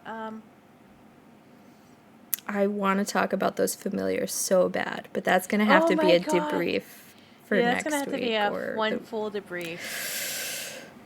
That's the best part of a magical world. You get a familiar. Cute animals. Yeah. I think think and Kids Ren... on Brooms, you get a Kids on Brooms, you get a full wand, a broom, and a little cute familiar friend.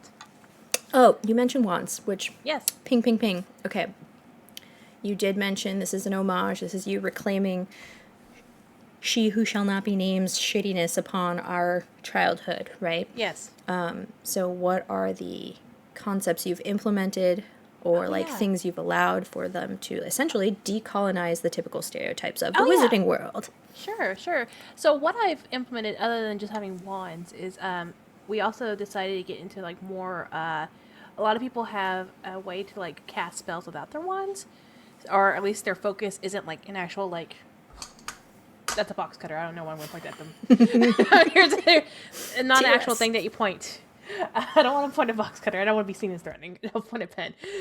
So instead, they're like, yeah, you can use, like, a necklace or a ring. So that's one thing, is instead of it being like a wand, it's a focus of your magical powers. Another thing is that it's that we decided to go into finger tutting, like how you see in The Magicians, which do not recommend this show. Naruto, Sailor Mars, whenever she was doing her looking into the fires at the shrines. That's true. Just the finger, I don't know how to do it. The finger tutting in general, just like basically being able to, like, embody the magic itself through your movements is great, and a great way to bring that in. So what a concept, that there are so many different ways and so many different cultures that figured out how to hone the magic of the world. Yeah. Wands. Yes. They're figurative. Yeah. So instead of box cutter as a focus would be hilarious. I'm like, yeah, it would be. It's like, hey, I got my box cutter. Like, yes, my box cutter is pink. Like,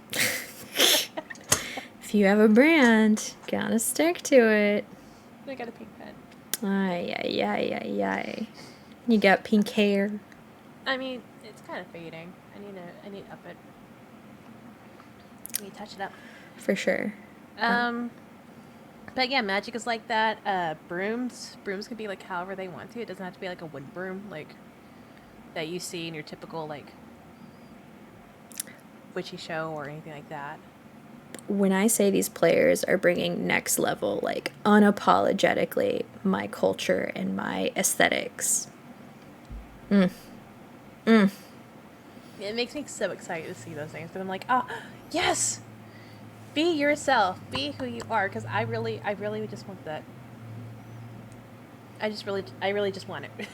You know, like. Yeah, my heart, like, just broke a little bit when Dan, in what we just saw, when Dan had that big, like, heavy, like, I'll share the thing, but I'm honored that they were comfortable enough to share, like, oh, I'm multiracial. This is a complex feeling for me, but, like, I do want to explain some of the Ojibwe stuff that I am aware of and retouching with, and yeah, it was so good. I'm just happy that they were able to talk about it, because, like, I didn't know they're part of Ojibwe, so I didn't know that they knew that. So having them know about it, I was just like, oh, yes, hello. I love I love hearing about like multicultural friends, like and like hearing what you know from like Yeah, your like own Dan culture. really puts the bi in BIPOC. Bye BIPOC. bye bye bye Bi bye. squared BIPOC. By So, cubed. bi cubed POC. Okay, I'm gonna stop. But yeah, Dan is amazing. They're all of y'all are so like faceted, and really wonderful, including yourself, Morgan, Oh. staring at you.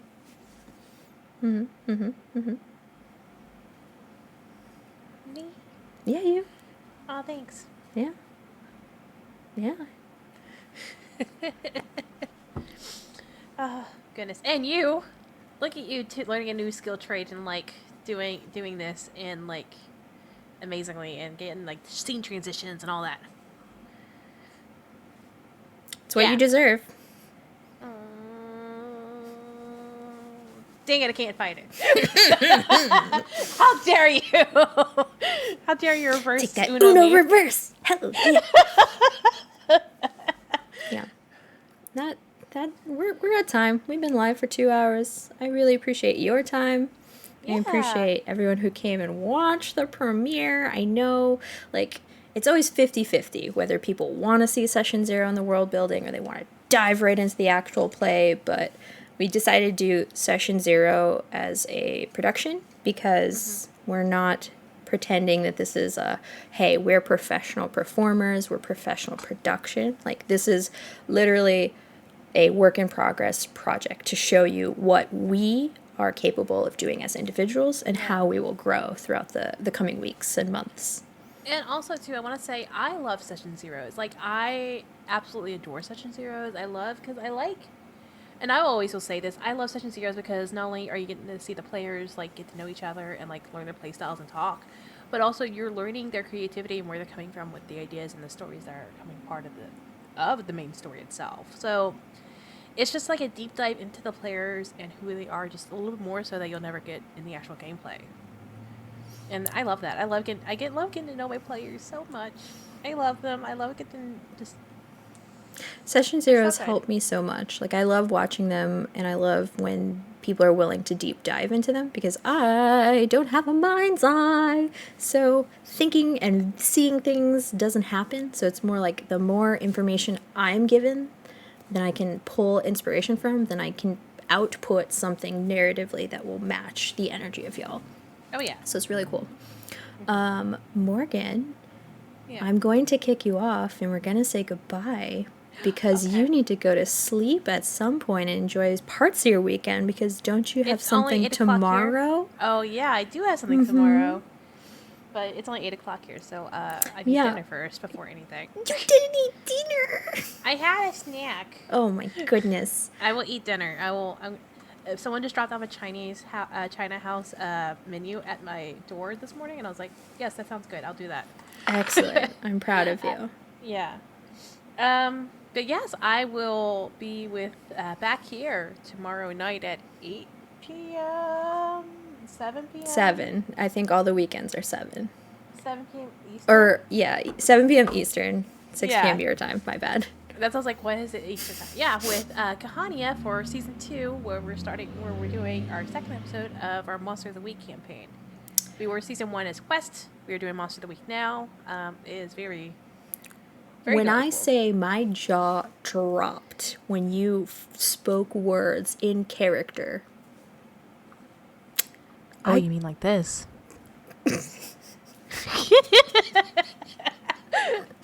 And how tall? What is this like? I just think hot mermaid lady that can travel on land. That's pretty much what she is.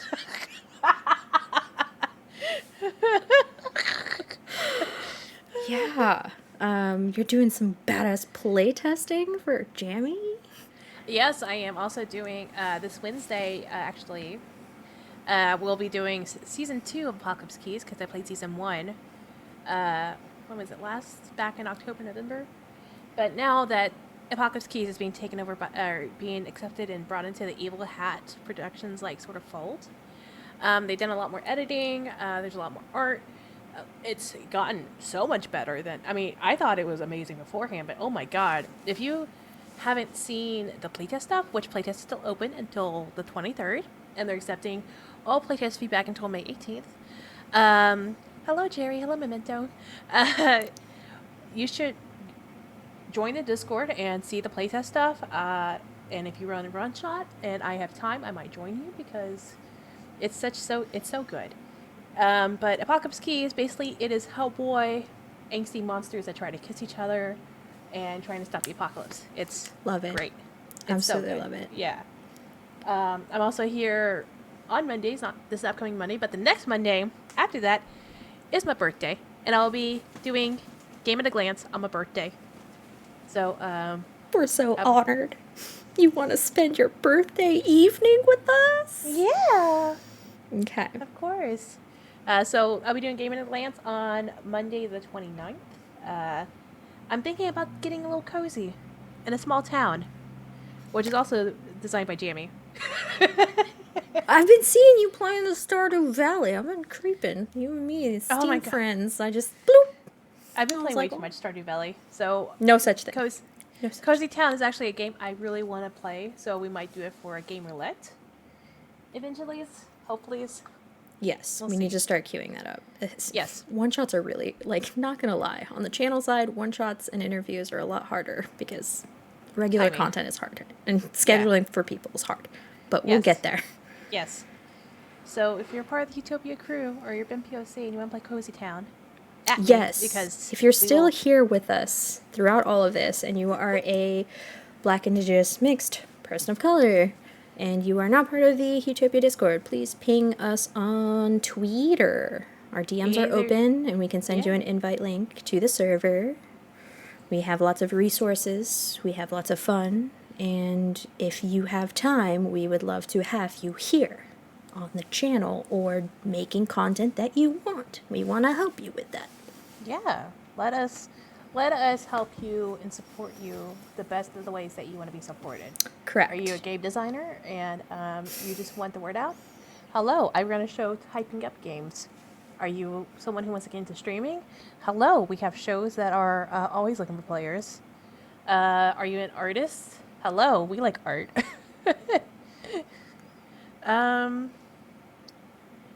Yeah, so that's... Then, of course, I do Monster of the Week on RPG Hour every other Wednesday. There's more? I'm sorry I cut you off. My goodness. It's okay. It's every other Wednesday with RPG Hour called Roots Unknown. We play in, like, East Texas, so, like, a very creepy, supernatural East Texas vibes. We're gonna make supernatural, but, like, actually make it gay instead of, like, the last season where, like, they... Spoiler alert. So, yeah. So, like, Way Hot from the girl one. It's like Western, but supernatural. I always forget what it's called because what is it? Buffy? Yeah, Winona Earp. That one. Oh, I have not seen that one, but we just heard about what Supernatural has done to the queer community, like in the last season, and we're like, we're going to do it better, and that's what we're doing. Heck yeah. And then I'm also playing on every other Friday is Chimera RPG, Tell a Twinkle on All on Ryan Bolton's channel. So Yeah, and we have the sister show for every other Friday here. yeah, every other Friday. If you want Chimera every single Friday, you will have Chimera RPG every single Friday. What is Chimera RPG? I don't know, like a really cool PBTA loosely based hack where they use multiple dice and they mix genres together.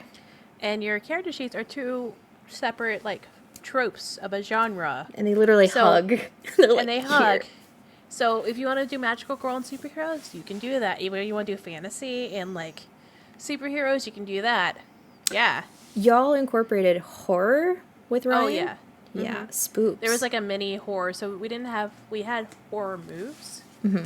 That were, like, a separate PDF. And, oh, God. I was like, are we still fighting the thing? And he was like, yep. I was like, no. But we just had a beach episode, and that was nice. Gotta love them beach episodes. Oh, it was so good. We had a volleyball game. And we played Have you against, watched Haikyuu yet? What? Have you watched Haikyuu yet? The No. the volleyball anime? Okay. But we added, like, So we were playing on a team, playing against another team. We had Alex Finnegan from Horror Borealis. Right. We added Danny Plays Games as another person. Journey Smollett, who basically was Denise from Full House, but grown up. Love it. And then we had Armstrong from Full Metal Alchemist. And that's the team we played against. It was a Magic. fantastic episode. That's awesome. Is there anything else? Like, are you booked full? Are you still saying yes to things? Do I need to have a talk? I will say, let me look at my schedule before I say yes to things now. Because if it's not on my calendar, it does not exist in my brain. That's how I am. That's good. Yeah. But I mostly I am, and then I have some not recorded games, and those are nice too. So yeah. Oh, and my podcast will be coming back. It's still going on right now, but we'll go back to recording back in April, May, somewhere around there. But Powered by the Players, which is an actual play podcast with all your favorite PBTA games. Basically with a rotating diverse cast. We have done NAS, Monster of the Week, Bluebird's Bride, Escape from Dino Island. I'm so sorry. What? I feel like because we ended up doing 2 recording sessions that my accent was just shenanigans. Oh my god, it was so good though. And we're thinking actually now because of that we're going to actually do one shots as like 2 recordings just because Give you some need your breather, yeah. Yeah, to give us some breathing room instead of me trying to like rush things and try to end it and just be like, no, we need that breathing room. So that's what we're going to do. Yeah, and we're currently releasing Crossroads Carnival right now, which is like a spooky carnival in the 1920s that is dealing with some like missing peoples and like all that. So it's good stuff. But yeah, we'll go back to that's still releasing or go back to recording in May. And yeah, that's You it. are That's all- so busy. And that's just tabletop. So, like, Yeah. I'm just going to pause. I won't remember your schedule, but I want to thank you for all that you're doing right now. I know you enjoy it. I know you do it for the sake of you're passionate about it, but that is a lot of content on top of being a full-time adult with a full-time job, on top Yeah. of the panini going on, and you still This manage is- to output this- all of this. This is how I deal with the panini. This is your I'm very- coping. This is my coping mechanism because I am very extroverted. I used to be out of the house like 5 times a week. Mm-hmm.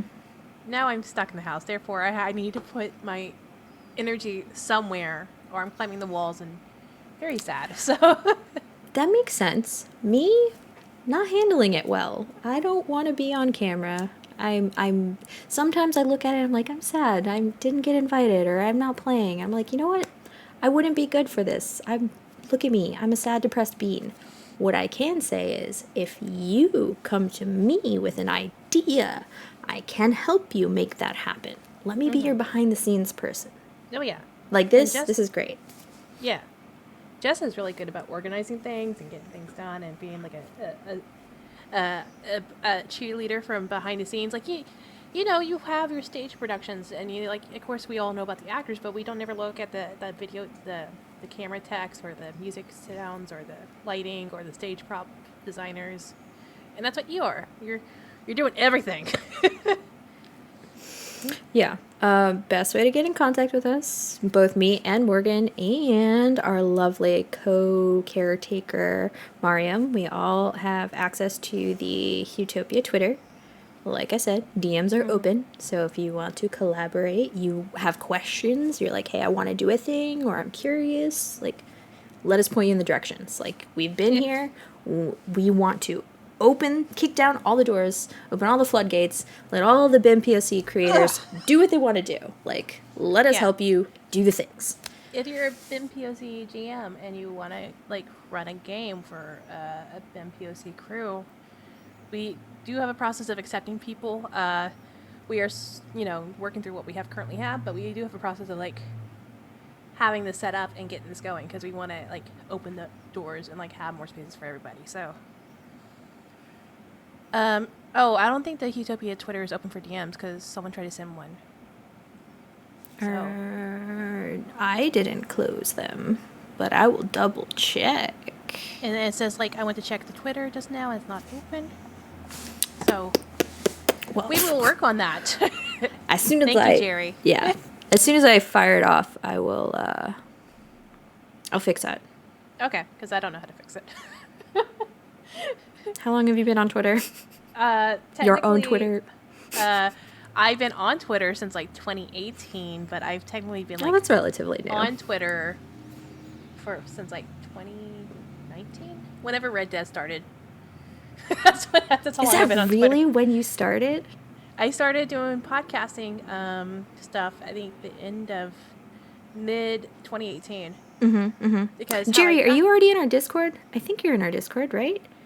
I know. So, like, we mentioned mentorship. Orion and us are partnering up. So, like, I love her. yeah, they're good beans. So yeah. Okay. I am writing it down physically right now. I'm gonna Twitter. figure it out if Twitter is an easier thing for you. You already have us on Discord, but tell me your secrets. Tell me what you want and what we can do for you. But yeah, I literally started getting to podcasting because I was at a LARP conference and I was having not a good time. And it was very white queer feminism, and like the POC that were there were very much like props in the photos and like pushed aside. It was not good overall. Yeah, but Banana Chan Games, I believe is on Twitter. Her name. She basically came up to me. She's like, "Hey Morgan, do you want to get into podcasting?" I was like, "Why?" She's like, "Oh, I have some friends that are looking to start a podcast and look for people." I was like, "Oh, okay." And that's how I met like Kent Blue and Tim Devine and Doug Lewandowski, one of the designers for Kids on Brooms. Some cool So- kids, I'd say. Yeah, and then I knew Cleo Yunsu Davis from the LARP scenes, and we just started playing together, and that's how I got into podcasting. And then I started from there, getting to streaming, and then like from there, that's where I'm at now. A big, strong creator. That's what you are. Hell yeah, that's a good ass flex. Yes. Okay. All right. So my action item is to reach out to Jerry, to fix our Twitter DMs, and to continue pacing all of the workload for Donuts and Duels. All right. Well, let me know what you need to do with like any help. Like I'll try to help the best of my ability. So just throw things at me if you need help, because I feel like I'm not doing enough.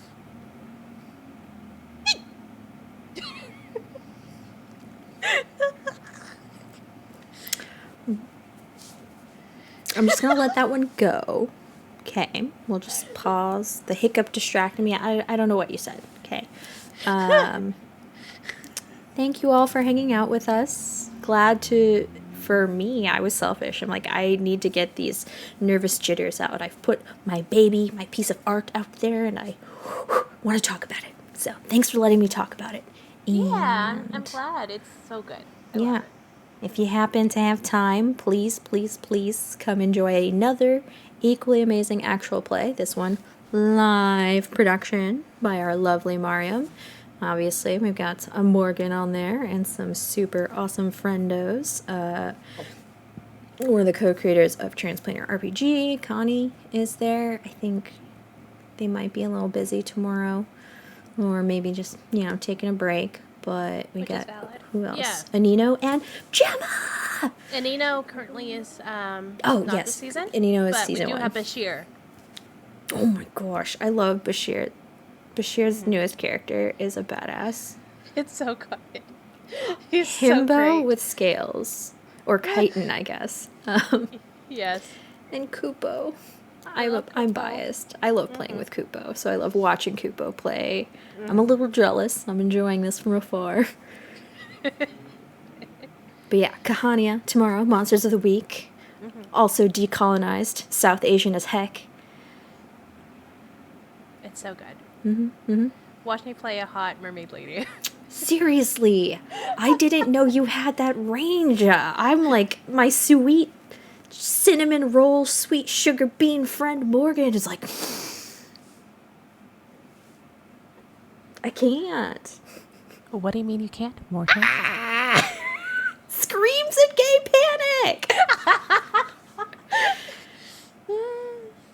All right, I need to do a eat. So Yes, go guess eat dinner. All right. Goodbye. Bye, Good night. everybody. Take care. Be safe. Make choices. See you later.